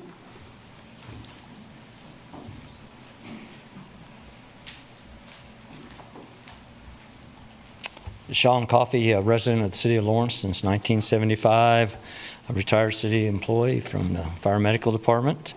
Wow, the passion here tonight is amazing when I think of the city of Lawrence, within the city staff, the coalition, the audience members. But tonight I want to focus specifically on the fire medical department. With guarded optimism, I'm excited to see that maybe, depending upon your approval, that Station 6 might move forward. And just want to remind everybody, as Jack said, the last station that was built in the city of Lawrence was in 2006. and that was based upon a public safety report from 1996. This has been around a long time. We've talked about it. Fire Chief Mark Bradford mentioned in April 25th of 2015 the need, an article in the Journal World, the need for additional fire stations. Our 2017 Standard of Cover Accreditation document, publicized for everybody to see, talked about a new station, 6 in the northwest part of the city. In 2020, we did a station optimization study or analysis, and it indicated the need for additional stations, 2 additional stations.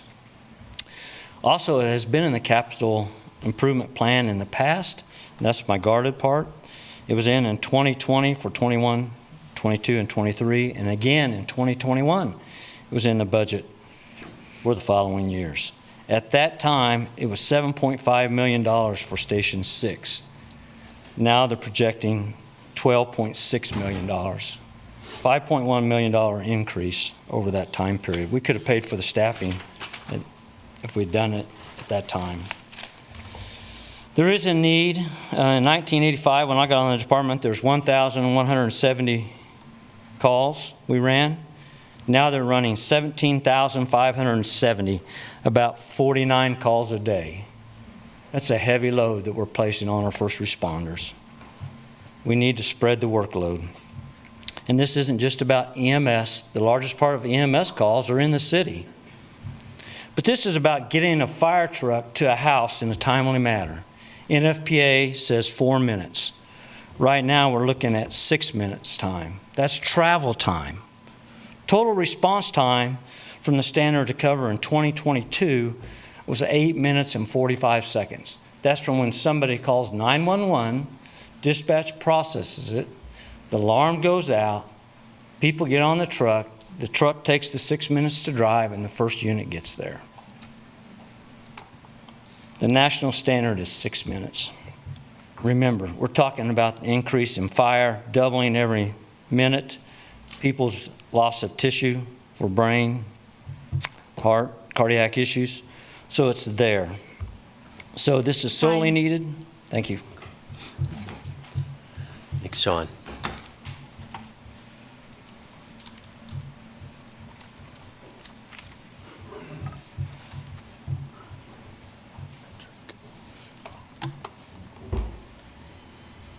Patrick Ross, 66049. Just wanted to give my thoughts on what I've heard tonight.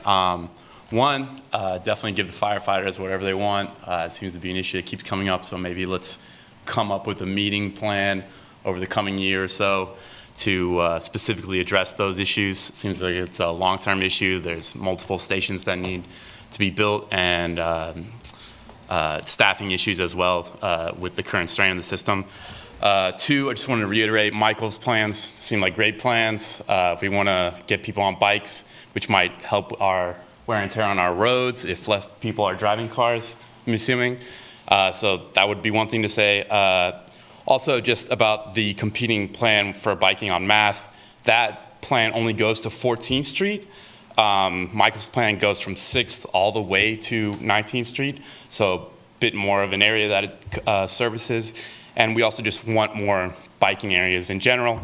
And then also the individual that spoke about the capital investment projects, including affordable housing. That's the first I've ever heard of that being an option.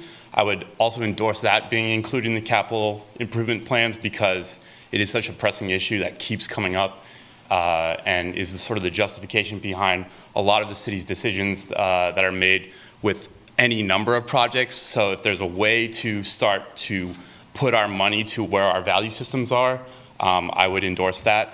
And then also I just wanted to give a salute to the Coalition for Collaborative Governance. I've heard your work from many community members, and I applaud the work that you do in the shadows and not always in the light. And just if they have resources or knowledge that will help us to balance our budget or address some of these issues that have come up tonight, I would just endorse the city to put their arms around them and welcome all the help that we can get on some of these issues. So that's sort of all the thoughts that I have from hearing all the comments tonight. So thank you very much. Thanks, Patrick.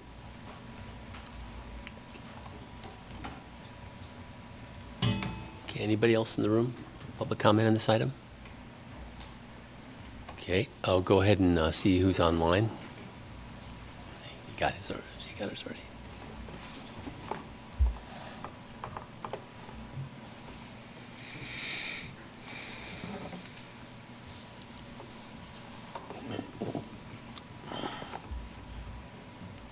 Emily Lyson. Thank you. Good evening, Lawrence City Commissioners. I'm Emily Lyson, Director of Development with the Lawrence Farmers Market. We at the Lawrence Farmers Market encourage you to move forward with funding a permanent site location and pavilion structure for the Lawrence Farmers Market. This project has been talked about and worked on by us, the city, the county, and various stakeholders for over 15 years, included in a variety of master plans, and it hits many strategic plan commitments of the city. We have secured the first $40,000 included in the CIP request to do our feasibility study for a site location showing our commitment and our capabilities, and now we need commitment from the city for the successful future of this project. We encourage you to consider funding our CIP project. It scored higher than almost every other project proposal with a score of 27. There were only a few others that scored higher than ours up for the general fund. Our project would not only provide a permanent home for our farmers market, but stability and sustainability for the future of small family farms and local small food businesses in the Douglas County area. We provide a welcoming, vibrant space to everyone in the community, and with a permanent structure, we will be able to provide bathroom access, coverage from weather, chef demonstrations, expanded seating areas, and so much more to bring our community together to celebrate the agricultural heritage and culinary culture of our area. Please consider the farmers market relocation and pavilion as a priority for all of Lawrence and Douglas County in your budgeting process. We would love to meet with you to share our proposed project and be able to share with all of Lawrence our passion and commitment for local food and building a community gathering hub to celebrate that. Thank you for your service and your support. Thank you, Emily.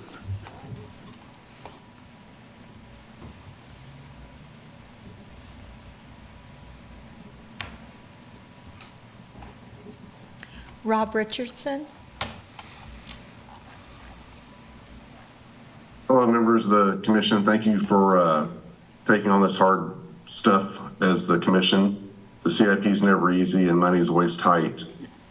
I do want to talk about CIP funding for growth. It's been noted tonight that we have an issue with home prices and taxes. If we don't find a way for growth to happen and new homes to be built, those two problems will continue to be exacerbated. I understand that, some of these things may need to be put off a year, but totally eliminating the funding from some of the growth projects is kind of a nail in the coffin of higher home prices and higher taxes for most of the citizens of Lawrence. And so I would just ask you all to consider those, talk with the folks that have hundreds of acres of land under contract, east of K or west of K10, and see if we can't work together to make a project that allows the development to move forward and new homes to be built so that we can stem the tide of increased housing prices and taxes. Once again, I know it's hard. Appreciate your work on this. Have a good evening. Thanks, Rob.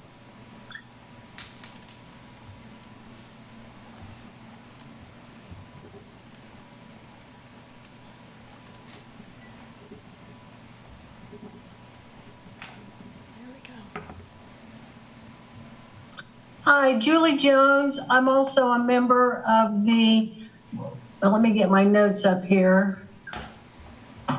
The Coalition for Collaborative Governance, and I'm sharing with you tonight survey comments, and this is just isolated to the debt and capital expenses. And here are those comments that people made. The way they are financing debt with super short-term temporary notes is wasting taxpayer money. There's far too much tax money being spent on wants instead of needs. Another, going into more debt is not the way for the city to survive.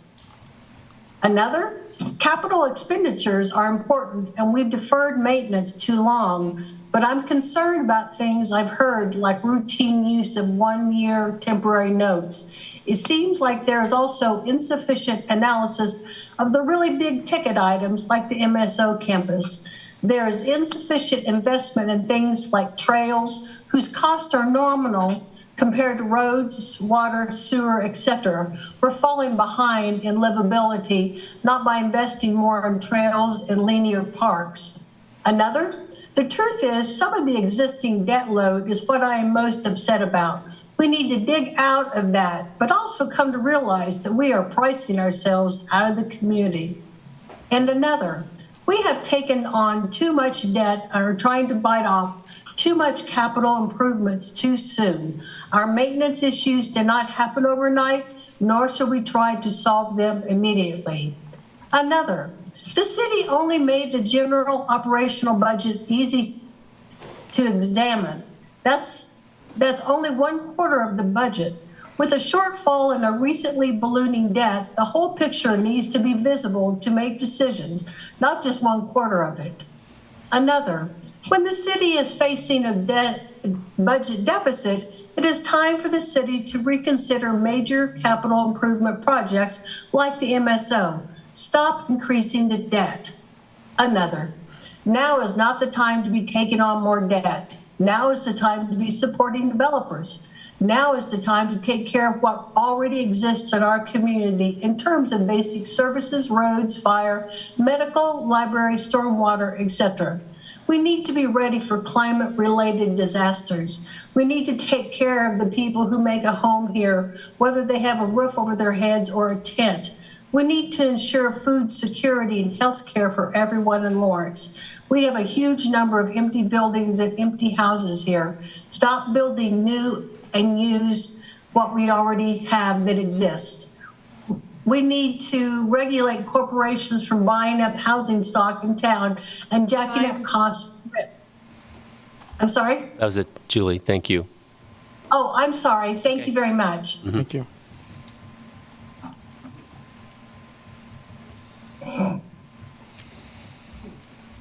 William Steele. Hi, everyone. Yes, hi. Bill Steele here with Sustainability Action. I'd just like to, sorry to ping pong back and forth on all these topics, but I'd just like to circle back on the proposal to redesign Tennessee and Kentucky streets. And just as a reminder, we're talking about making them 2 lanes to 1 and adding buffered bike lanes.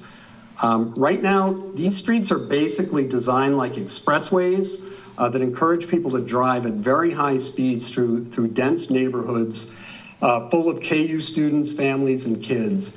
You know, there's a very large grade school there, 13th in Kentucky. They're sort of in that high injury network box where most of the city's fatal and disabling injuries have occurred. And that's why this proposal aligns so well with the Vision Zero plan and the Safe Routes to School goals. It's about preventing injuries before they happen. And look, we only have one bite at the apple here. The city's already planning to repave these streets in 2027. If we don't do the striping and bike lane changes at the same time, we'll miss that window. And honestly, we can't wait until the bikes plan is updated to make that happen. It'll just be too late. I want to emphasize that this isn't about taking anything away. It's about safety.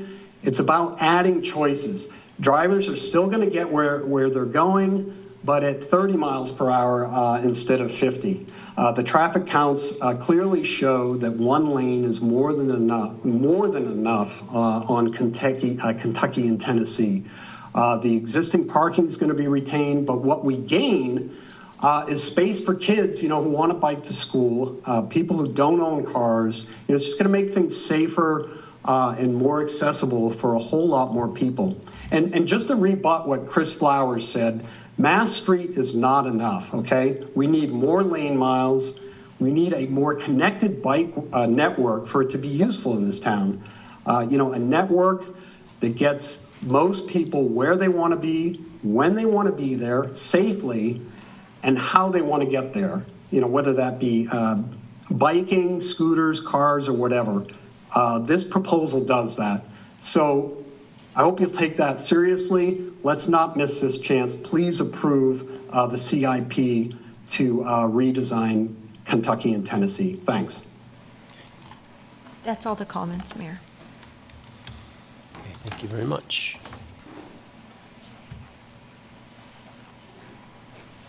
So I know we had some questions that came up, but specifically there were some points that we need to address related to this evening, but are there anything outside of those 4 points that we need to address, the policy questions that came up based on your feedback from the general public comment on this issue?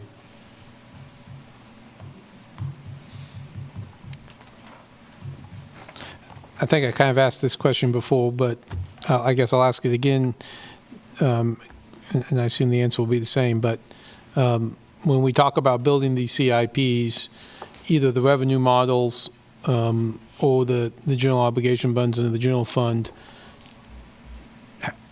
how do we ensure that what we're paying for is sustainable and within our budget?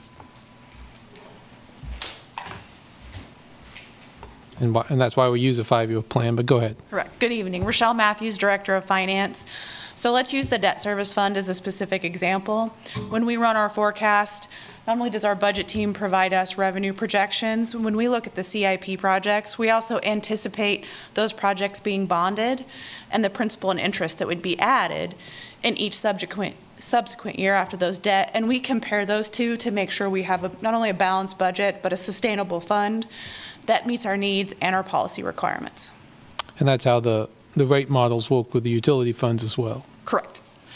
So, for example, we've, several years ago, we talked about, and every year since then, we've talked about a rate model that anticipated projects 3 years in the future, and that we're going to pay for them for 20 years thereafter.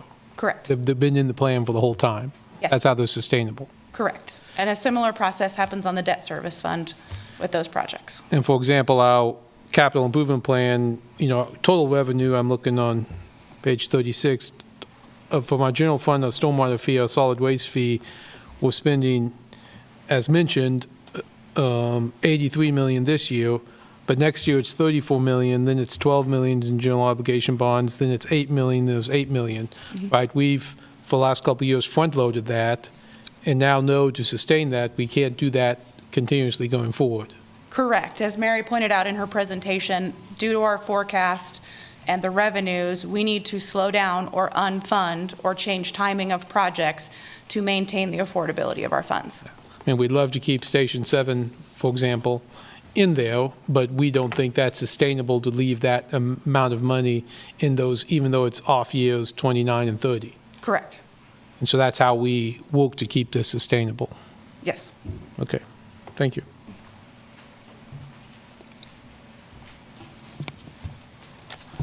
Question, Mayor. Please.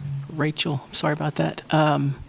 Could you talk a little bit about, somebody could talk a little bit about how much debt can we take on before, because if I remember right from talking about bonding and so forth, we have to maintain certain levels of monies out there. So could you talk about what is our maximum debt we could potentially have and still meet all of our obligations? Sure. So there's two different factors here. The first one, this will be a preview that will be here in a few weeks with our annual financial statements, is there's a statutory limit at the state level, and it's 30% of our total assessed valuation in debt, less a couple of exemptions for refundings and other special assessment projects.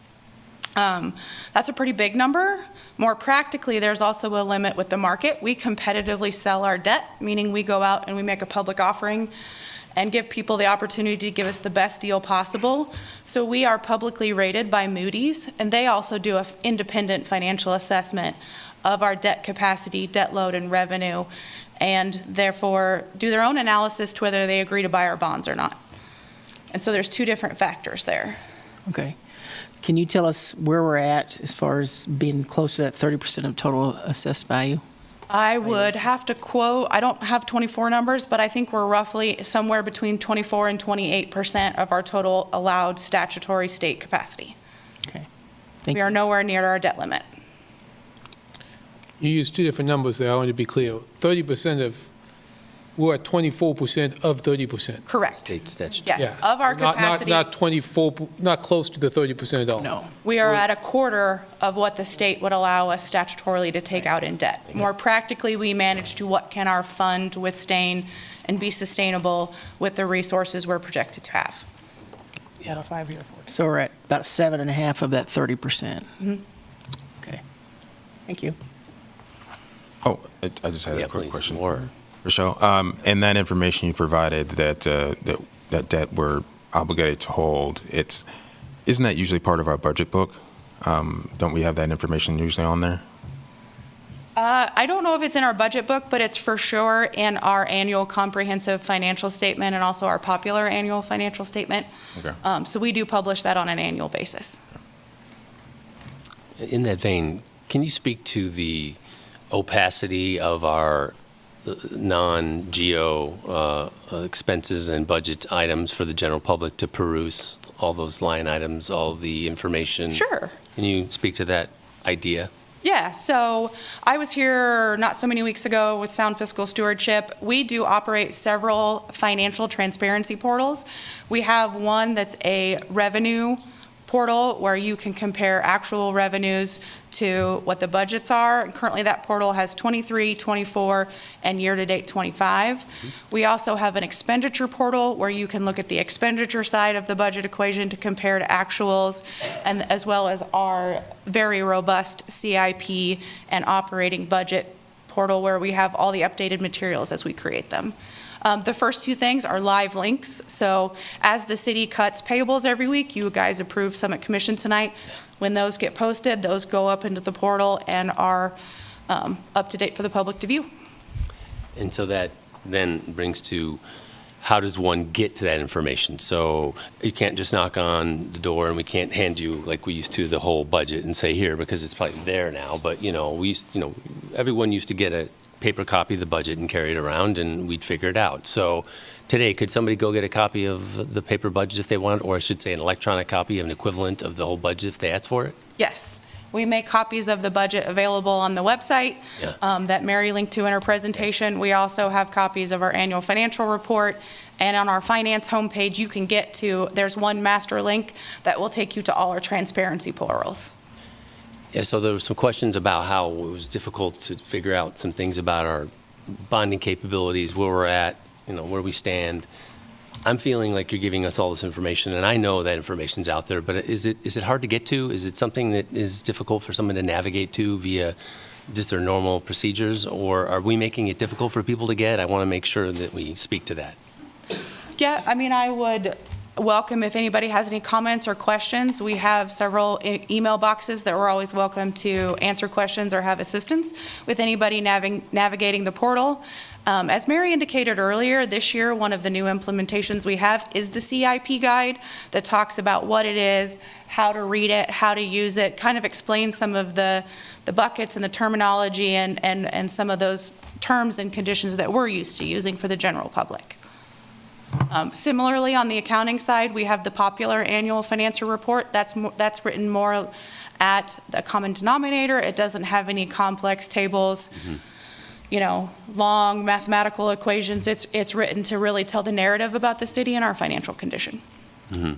And lastly, one commenter mentioned that we were unable to provide information relative to some of our financial health, yet that person was able to accomplish that information in no time at all. I don't even want to speak to the specifics, but is that really possible that we weren't able to answer questions for people that we had to seek some outside attention? I mean, are we not giving people what they need so they can cooperate with us and communicate? I'm afraid I'm not really specific with that. It would be hard for me to opine to that. Well, I heard that, and it made me wonder, why we'd have to get somebody to try to summarize what should be fairly clear to somebody who's comfortable with reading this information. Sure. And most people are not, just so I want to make sure clear, I think. But many people are not experts in this, and I know it's hard to understand. So I want to make sure I understood what was missing, because I felt like we got a lot of, lack of transparency, and I want to make sure that if there is a lack of transparency, we talk about it here, and that we kind of make sure that there's not, this thing in the room that nobody wants to talk about. So I feel like you're being very transparent and that you have been to this point. And if there's any way we can change or be better, I'd love to see that. But so far, I feel like you've provided a lot of great information tonight. I appreciate it. Thank you.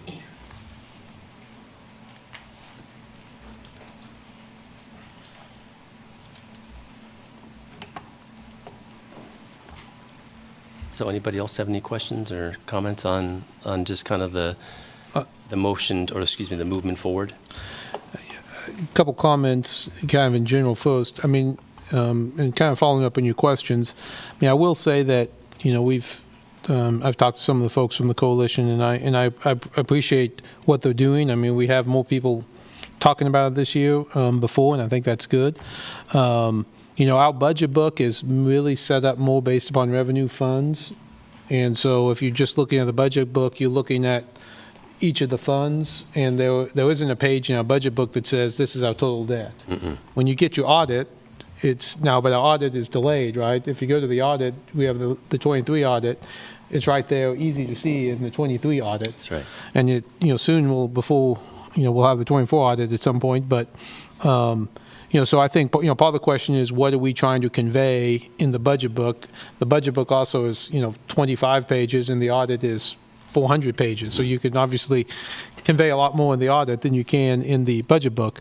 So I do think there's some things we can, you know, decide to present. And so, you know, again, I'm happy that they're bringing these forward. I mean, I would say that, you know, we've had a dedicated plan starting, you know, when Craig brought this up, and we as a commission have been working towards some very large capital projects, a rate model that has increased our water and wastewater rates and our solid waste fee, you know, but that started 3 or 4 years ago, and we planned for projects in that rate model 4 years ago that we're building next year. And that's how the model works. And then we know we have a rate model that pays that off in the years to come. So we have been talking about these things for a long time, and they are built into the models, meaning the models are ones that are sustainable, that allow us to sell the bonds to do these projects. And as I kind of mentioned in my question, you know, no question the coalition is right that we have intentionally spent large sums of debt to do these large projects over the last several years, and we're in pretty much the last year of that major surge, and then it drops off, which has been the plan the whole time. Get the major arterials done, get the, you know, some of the big projects out of the way, including the MSO campus is one of them, but also the water treatment plant. And so this has been an intentional discussion. And again, I know that some people have not, you know, don't think we've been transparent about it enough, but, you know, we've talked about it every budget year. I was talking to someone the other day who, even in last year's, the transmittal letter, you know, Craig's transmittal letter was, I'm so proud of the infrastructure we have, you know, the amount of money we've put into the infrastructure over the last couple of years. And that's the first line in the transmittal letter, because we are proud of that, because we are working towards the lowest cost of ownership because of those changes. So, you know, we are doing, as I said in my question, $83 million this year. It tapers off because we have maxed out some of those funds that we know what's sustainable. And so, anyway, I think that's been the plan. We've been implementing the plan, and you know, we're at the top of that curve, and then it goes down, which has been the plan all along. And I do think it's a sustainable model that we have come to. You know, I hope everyone who's concerned about a lot of these issues comes back on July 8th when the budget comes out, because when we talk about property tax, we talk about, you know, those are all, you know, a lot of the things talked about tonight are big parts of our general fund issues. But, you know, certainly if you take a $6 million, you know, a $6 million general obligation expense, that $6 million is paid for like your house, paid for over 20 years. You can't just drop a $6 million project out of the CIP and move that to the general fund. That's not how it works, especially when you have some of those funds being paid out of the utility funds. Those aren't transferable. It's not one-to-one ratio, and maybe we do, and I hope, and I've seen the video and I've seen some of the things that we've done to try to explain that it's not a one-to-one ratio, which is why you use funding. As I was talking to someone the other day about this issue, if I spend $50,000 in year one, and in year two I buy a house, for a $300,000 house, my total expenditures just went up by 300%, and my total expenditures went from $50,000 to $350,000. But my cash expenditures went from from $50,000 to whatever, $70,000, as I make my payments over those years. So if you want to talk about the expenditures, you're talking about big expenditures that are now being paid out. So yes, our expenditures have gone up, just like our debt's gone up, but that's not the same as what has been in the general fund, although it has an impact. It certainly has an impact, and we're going to be talking about that on July 8th, so I hope everyone comes back at that time. And finally, I'm appreciative of the coalition and the survey results. I know they only have 80 so far, and this is the first time I heard them. I am interested in hearing survey results, though I will say I am a very big fan of our model. Some people say it's too complicated and it's too hard to use, but it's realistic. When the surveys say, do you want to cut fire, do you want to cut police, and do you want to raise property taxes? I think that's an easy, a lot of people say, well, don't cut fire, don't cut police, don't raise my property taxes. But then it doesn't ask you the question, well, then what? I just forgot the name of our Balancing Act. Balancing Act. The reason it's complicated is because what we do is complicated. And you can't just say, this is what we'd like, and go figure it out. Balancing Act is complicated because what we do is complicated because they all interrelated. And so I know it doesn't work for everybody, so I'm not opposed to more survey results to get more information. But I'm a big fan of Balancing Act because, we talked about this once. People said, well, people just go in with their pet projects and say, I want more fire, so I'm going to go into Balancing Act and put more money into fire. Or I just want to help police, and all I care about is police. But Balancing Act makes you balance it somewhere. You have to go out and take it from someplace else, or you have to raise taxes. And even if there's 50 people who show up with the goal of making sure police get more money, they don't all take it from the same place. They don't all say we want increased property taxes. They don't all say we want to take it from Parks and Rec or take it from fire. We get information from that because it forces them to say that. If the survey just says, do you want police cut? Well, someone can go to that survey and, hey, 50 people go take that survey and just say, no, I don't want police cut. Okay, that's useful. People don't want police cut. But that is not as useful as trying to find that find that difficult answer of where to make that happen. Mm-hmm. Okay, a couple other comments on what was brought up. I guess I'm not ready to do something different on Tennessee and Kentucky. I understand what's being requested. I know 9th and Mass aren't the same, but those will be our first protected bike lanes. And I want to see how those work before we build more protected bike lanes myself. That's not going to happen until 2027, so we still have some time on that. I am interested. I know affordable housing is going to be an issue, and so I think that's something we have to continue to look at going forward in the CIP, but it's hard to know. I do think we need to leave Station 6 in. I kind of pushed to put Station 7 in last year at the end in the 2030. I understand it makes sense not to put that in now, but certainly want to keep Station 6 in. That's going to be a major issue going forward. And the last one I was going to say is overall, I'm pretty, I think I'm pretty supportive of the CIP as it exists. I mean, as always, there are new flashy things we'd rather spend money on because they make a difference, but that is not always the best use of the money. And I think the CIP is focused on really maintaining our assets. And so I appreciate that. I might want to have, I was a supporter last year of some of the west of the K-10 development projects, and I know we've moved some of those in the off years out, and because of the ability not to sustain those, and I understand that, I might want to understand that a little bit better in those out years, and see if there's some, those are developer-driven projects, so there might be some development that comes along that helps us figure that out. And so I'm just putting a placeholder on that.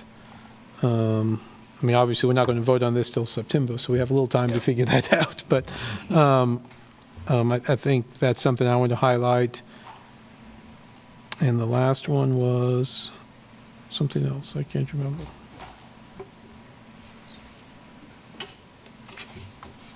I'm not sure. Can't remember now. It'll come to me later. Sorry, I've talked too long. Anyway, thanks. Good, thank you. You want to add anything? Yeah, I'll probably not match Vice Mayor Smith. You don't want to. But I do appreciate your comments, though, especially on the infrastructure and the illustration of where we are in the bell curve and how long and how hard we work to get there, because a lot of that is deferred maintenance. Stuff that we've needed to work on and address for a very long time, and we're finally doing it. And now that we're reaching the top of that bell curve and working our way on the way down. So, but to answer the questions in front of us, and some of them brought up at this time, I'm not interested in the. I understand where people were coming from on Tennessee, Kentucky, but I probably would agree with Vice Mayor Finkeldye that. We should probably see how Mass goes first. And also, I heard tell there was going to be a study out there, so information from the study. Affordable housing to Commissioner Sellers and Vice Mayor Finkeldye, that'll probably be something that'll need to be addressed. I say probably, but given the climate of the federal and state government, it's more than likely. So I know that's an ongoing conversation, and I'm in favor of keeping Station 6 in there. As well, and to some of the other questions, I would lean more towards the second option on the capital sales tax for including both the Lawrence Loop and street maintenance. I think that seems like a more palatable option to me. The second one, there's not unfunded that I would switch to funded. Or delayed or prioritized. I know Vice Mayor was a little bit squishy on West of K-10. I'm not sure about that one yet. No. But I wouldn't go that far, but that was, it'd be an interesting conversation. But no, and I think I answered the last one about the expansion proposal there. I think we at least needs to have Station 6 in there. I know that having Station 7 is a little bit more than we can process right now, but I think that gets us to a good spot to go ahead and start. Great, thank you. That was shorter. That was shorter than me. Yes, it was. Commissioner Sellers, you want to add in anything or even address those bullet points if you could?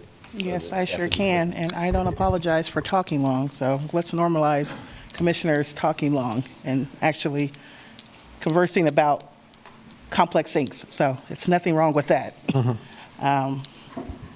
We're allowed to stay here until about 11 o'clock, so if we have to use all that time to get things done, then that's what we were elected to do. But anywho, I digress. So So I want to start with my initial conversation around federal dollars. And not only because I want to be able, I'm not trying to control the narrative on it. I want us to see the more holistic aspect of that. And what we have in front of us is a lot of uncertainty and a lot of moving targets. And I don't say that just because we need to look at our CIP and address our CIP. I think we've had enough conversation from other commissioners in regards to that, and our staff answering that shows what we've been in play with the CIP today as far as major projects within this that we've been addressing, and that I'm glad we're addressing. I'm excited about the MSO campus. I'm excited that we're taking the danger out of our employees. We want to talk about the importance of projects and projects that are going to have sustainability. That is one that's going to sustain us. That's going to address employee satisfaction. That's going to address sustainability. It's going to address a lot of things as far as deferred and all those things as it related to the MSO. So I'm happy about that. Going back to the talk about federal dollars, I brought that up because the idea is that, not to be too existential, the whole system is flawed. The fact of the matter is that we will never be able to raise the money needed to address the things that we need to address within our city. That is between the relationship that we have with our state government and what we have with our federal dollars. That's why you get hounded every 10 years to figure out, to make sure you complete your census, and why we pay taxes. And I am not lecturing anybody, I am edifying us, because as elected officials, it is our job to edify you in the gaps that things that we do not know. And I'm not saying we don't know these things, but they are relational and they're complex and they are competing values. And that's what we have to do. So when we're looking at the federal dollars, I have to look at this as a commissioner, that there is no guarantee that we will get those. Those are federal dollars that we received to address the Lawrence Loop, to complete it, to get to a point where we've made headway in it in these last 5 years than we ever have. It's federal dollars for transportation, for street maintenance. It's dollars for EPA. It's dollars for water treatment. It's dollars for housing. So as you can see, we are intertwined into what has sadly been a flawed system, that we've moved things around and duct taped and, kicked to the side and said a little prayer and hoping that impactful policy change would happen and we would be able to do things essentially the right way. And that hasn't happened, or we've made headways and we've tried to address those gaps as we can. Our AHAB, our Affordable Housing Trust Fund, addresses that. But we do need help from the federal government and the state government. And right now, we're in this weird space where anything we say and do, we're kind of Mirandized in a negative way about what we say or could potentially do could impact the money that you all paid the government to give back to your community. And that's ugly. That is super ugly, and that's where we're at right now. So what I shared in conversation around the Ninedale project is that we have to figure out that competing and complexity of what are the things that we can try to take and bring back home to address, and what are the things that, what would that look like if there was no federal dollars. Don't know who it would go to, because apparently we're all trying to do the same thing, but the federal government doesn't want to fund us. But where does that money go? What do we end up doing? What does that look like? Does that look like sales tax increase? Does it look like addressing our CIP amount and increasing it to address things that our community says that they want, like police and fire? What does that look like? What does that responsibility look like to the community as it relates to the conversation we have? What is that sacrifice? Because this is all a form of sacrifice, but it's for the greater good. And so what I don't want us to do is decide on who is the greater good, and as far as who gets the sacrifice. I don't want the lesser person to be sacrificed for someone else's greater good. But where is the balance? And how do we see that? And how do we change our definition and how we define and articulate that? That's what's happening in our community right now. That's what should be happening. That's the second time somebody's phone went off while I was talking. Silence your phones. So those are the projects that we're trying to do. Those are the things that we're trying to forecast. And I appreciate staff bringing it to us as we continue to identify things in real time. So there's a lot of conversation that goes by that. Whatever coalitions, seen and unseen, heard and unheard, are doing, that's the work that should be done. And that we should be trying to bring information to educate everyone on this, because no, we are not the holders of information. We should be the sharers of information. And I don't want anybody to think that I'm withholding information because you don't deserve to know it. You're a taxpayer, you deserve to know it. You deserve to understand it. It's our job to help you understand it. So that rant's over. Where I see things as far as the CIP and as far as funding opportunities, one of the areas as far as things that were not funded this year that I feel like should be funded in our future years, yes, AHAB should be that. Affordable housing needs to have a balance there, because that's the first thing I know, that there's some aspects to how we look at our funding and being able to have dollars within the CIP to address affordable housing gaps and opportunities that may not come up that we can use to address that. And it should be there. We know what those are. If it's land acquisition, we know from our partners what that could be. So let's be proactive in that. We've been proactive with conversation around fire and medical expansion. We finally we solidified Station 6. We know that there's additional with Station 7 and relocations. I think there's some conversation for us to be had about CIP sales tax, and that can be a bigger conversation. That could be coalition conversation about what that looks like. Is that appetite? What is the appetite? Because all of these solutions are going to have, we're going to have to address the appetite for it. And what is your appetite? I know in the survey, it had some incremental suggestions for what that could look like. I think that from a survey perspective was a little bit leading, because you kept it under 1 mil. We can't get a lot done with 1 mil. We can get some things done, but nothing in that CIP is going to get done with a 1 mil increase. So as you talk about competing values and what you value and what needs are, 1 mil is something to start the conversation, but as far as impact, we need to start having conversation about true impact. I put initials in here. Okay, so some of the items that we have on the unfunded that I would like for us to strongly consider. Funding within the CIP was the AHAB, it was the affordable housing line item. Specifically, in addition to that, our farmers market. When I look at this is a balance of community benefit as well as economic drivers. We are surrounded by ag. We need to look at that. So agroeconomics is something that's always been a standard. It's been a solid in our community. We need to look at what investments look like for that. I looked at the review for the pool painting, for the indoor, knowing that how we utilize that is an economic driver in our community. So looking at that the same way, as well as the emergency shelter for women and families, and splash pad west, on the west side. Those are 3 things. Those are not part of the bigger pieces, but those are smaller, but they have a huge community impact. And those are things that we need to look at.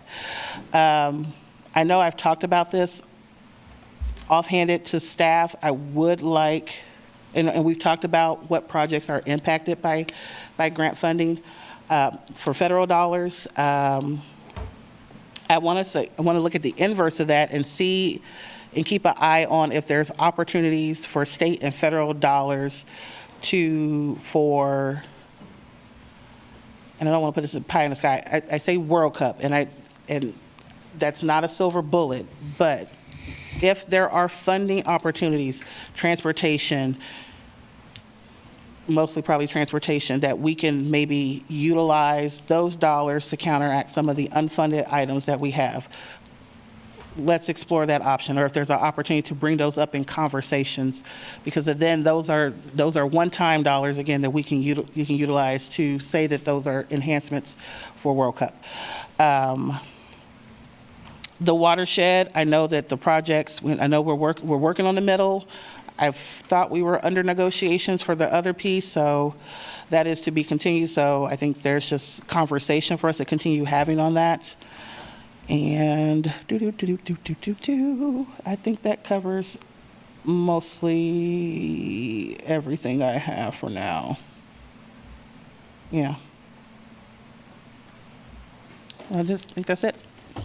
So thank you. Thank you. Did you want to add something? Yeah, a few items. I want to start with street maintenance. The fact that we're at 63.1 on our PCI and our goal is 70.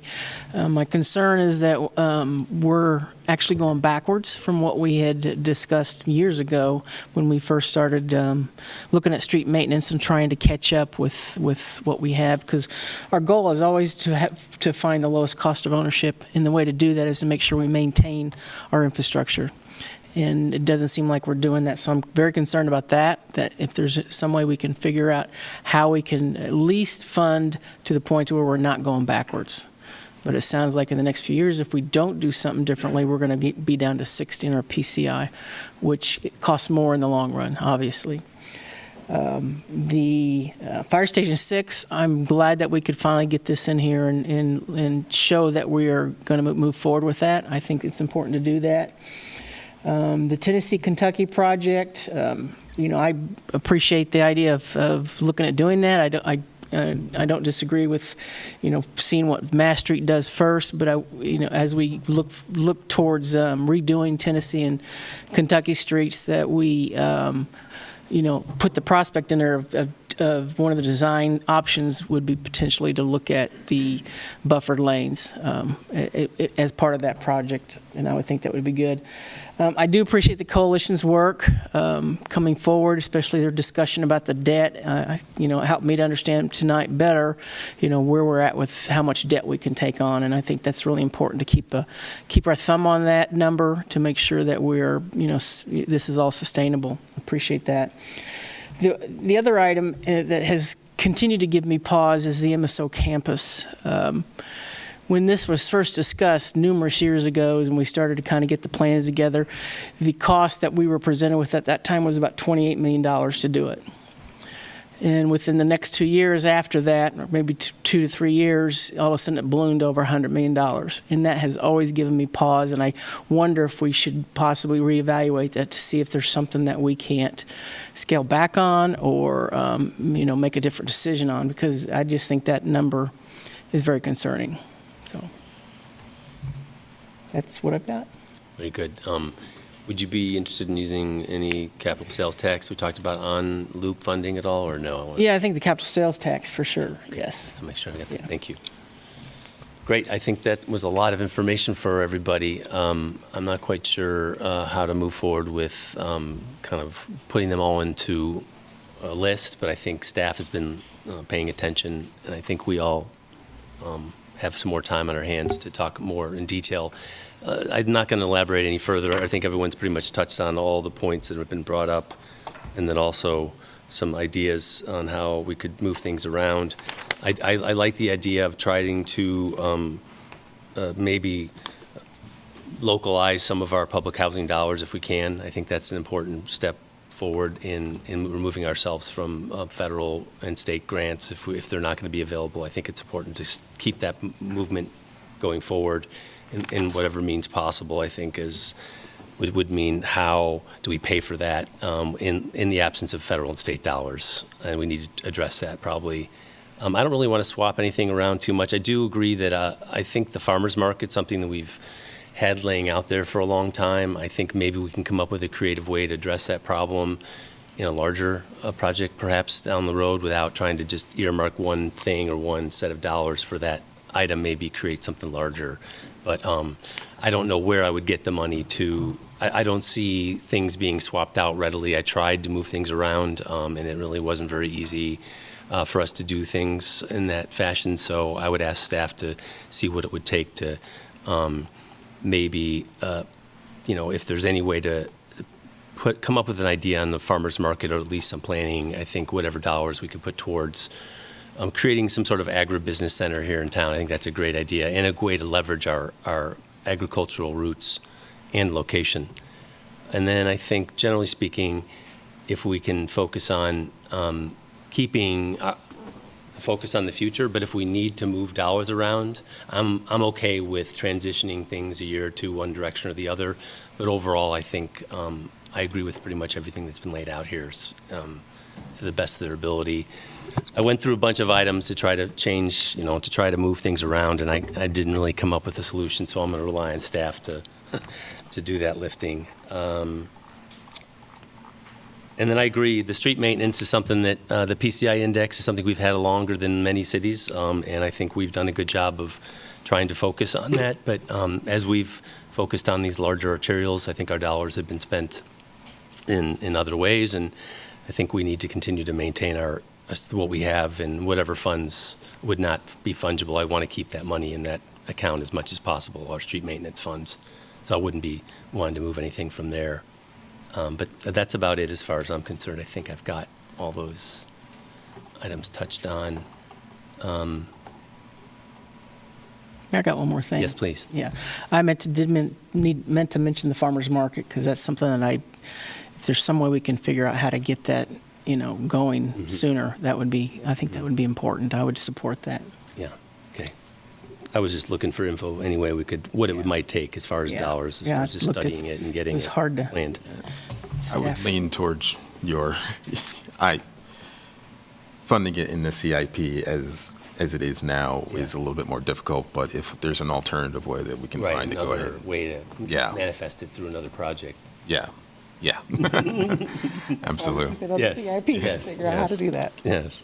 I mean, I guess I will say, it's, even under the proposal, I think, under the farmers market proposal was for 27 and 28. Right. And I guess I'd be much more interested in, understanding the full impact of that and where the funding sources are. I think something like the farmers market is, possible fundraising, possible grant opportunities, and, well, I can't quite tell. The proposal, I think, is for $5 million in 2028 with some planning money in 2027.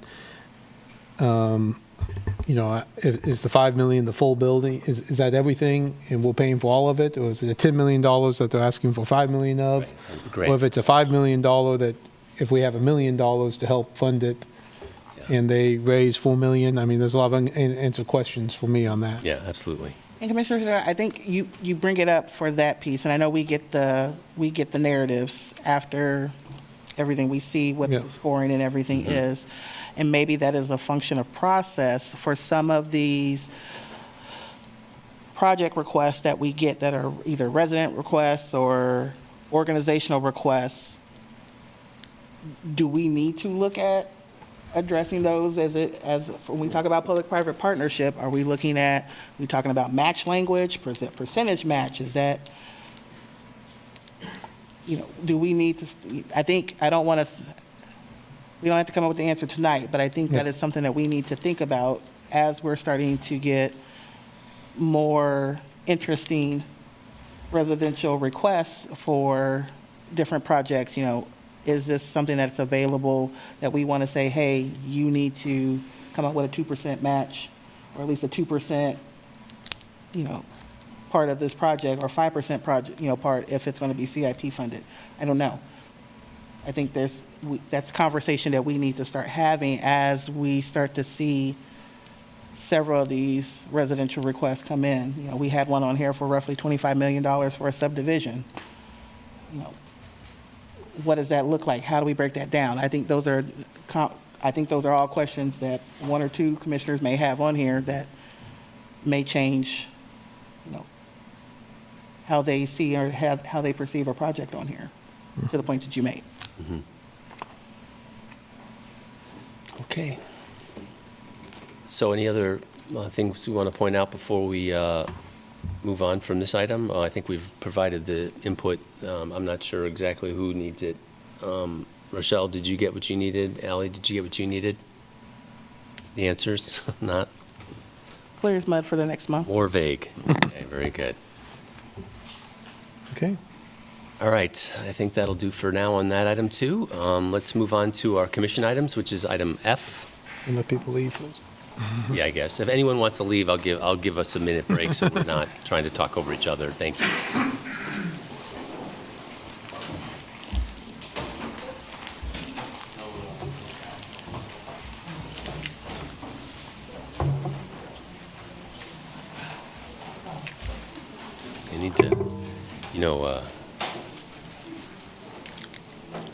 Wonder what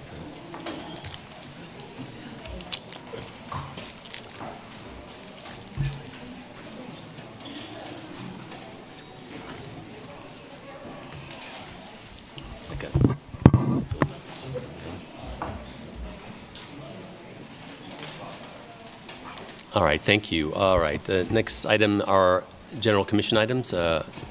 Commissioners, do you have anything you want to bring up this evening? That's a nay. Okay. And then we're going to review our future agenda items. I do have a question. July 1st, yes. ma'am. Yeah, I do have a question.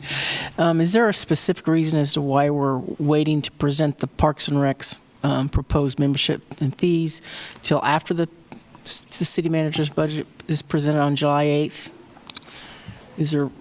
It seems to me like that should be either presented at the same time or before, because I'm assuming your budget would include any recommendation from the parks. Yeah, it will. I think it is managing the agenda and giving enough space so that we can have full discussion of what my budget will show is the revenue line. So it won't show necessarily the structures of what all the fees will contain. We want to have that discussion in a full, transparent way. And what my proposed budget will have is just reflecting the revenue expectations that we're going to be getting on there, not necessarily how those revenues will come in. Okay. So I think we just want to budget our time on the budget correctly, and then give another shot at giving a full presentation on a piece of it, which is we know is new to the community and deserves some discussion. Okay. Is that okay?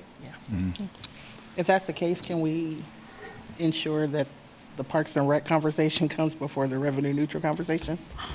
The revenue, is that what you said? Yeah. I'd like to talk Yeah. about, I mean, The revenue neutral hearing. I when we see. put the agenda together, I would prefer that we speak to Oh, I see, on the meeting. the Yes, fees thank you.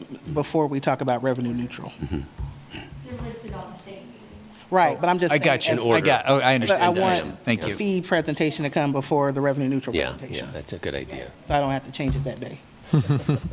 No, that makes sense. Yeah, Mayor, if I may, I just saw an email. I think we may be pushing back the resolutions for setting public hearing dates for the Gateway community. Okay. It is strictly to set the dates, but I don't think we're going to have the attendance we need of people to do that, just in case there were questions that you would have. So I want to let you know, we likely will see that item on July 8th. Okay. That's a possibility. I want Yeah, to let you due know. to the lack of available resources for us to make a decision. Yeah, it's Better. Okay, a got busy it. time for some people, so. Understood. Anything else about the other agenda items coming up in July? Given our conversation tonight, it said that in some people's, the coalition in particular is concerned about some of the numbers. How tentative is that August 12th receiving the audit? I do think it'd be helpful to have that audit out and all those numbers out before we take the final vote on September 2nd. I can answer that. I don't think Rochelle's here, but we had worked on getting it on, and I think they wanted it in July. The issue was the night they were available was the same night as two other big items that may be moving. So if it happens, it would be earlier, but it wouldn't be any later than that Okay, date. that's good. Is that helpful? Yeah, no, I think that's helpful. I think there's some If we information. can get it earlier, we will. The good news is we can, and that is That's big news. an unusual opportunity. Yeah. That. Yeah, I just think, that's a great answer. Sooner is good. Thank you. Yeah, And we still don't have August 19th listed, so. that's true. It dropped off.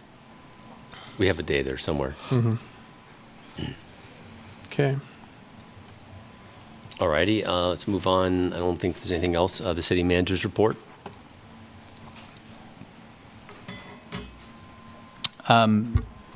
These are just our recurring reports. Happy to answer any questions you may have. Any questions on either the monthly performance report or the utility billing report that we've gotten this evening? Okay, is there any public comment on the city manager's report? Nope. How about online? Yes. Okay.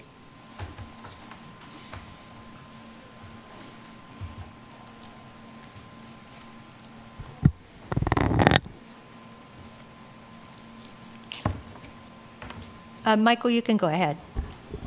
Hey, don't boot me off when I'm done, because I'll be back. And I wasn't going to attend this meeting, but there were several things that happened tonight that I just had to speak. And if I could have got down there in time to speak in person, I'd have been on my way.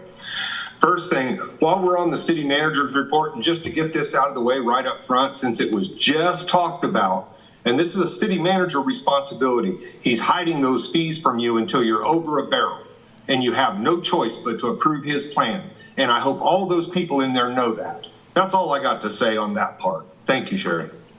Thanks, Michael.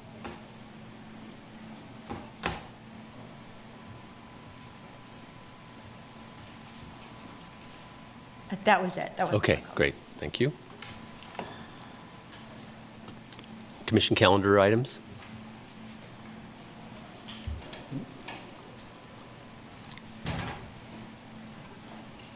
Nothing exciting there. All right, I'm going to go ahead and end the live broadcast at this time and ask anyone who wants to leave to do so now, and then we'll go ahead and move on to our general public comments in a minute.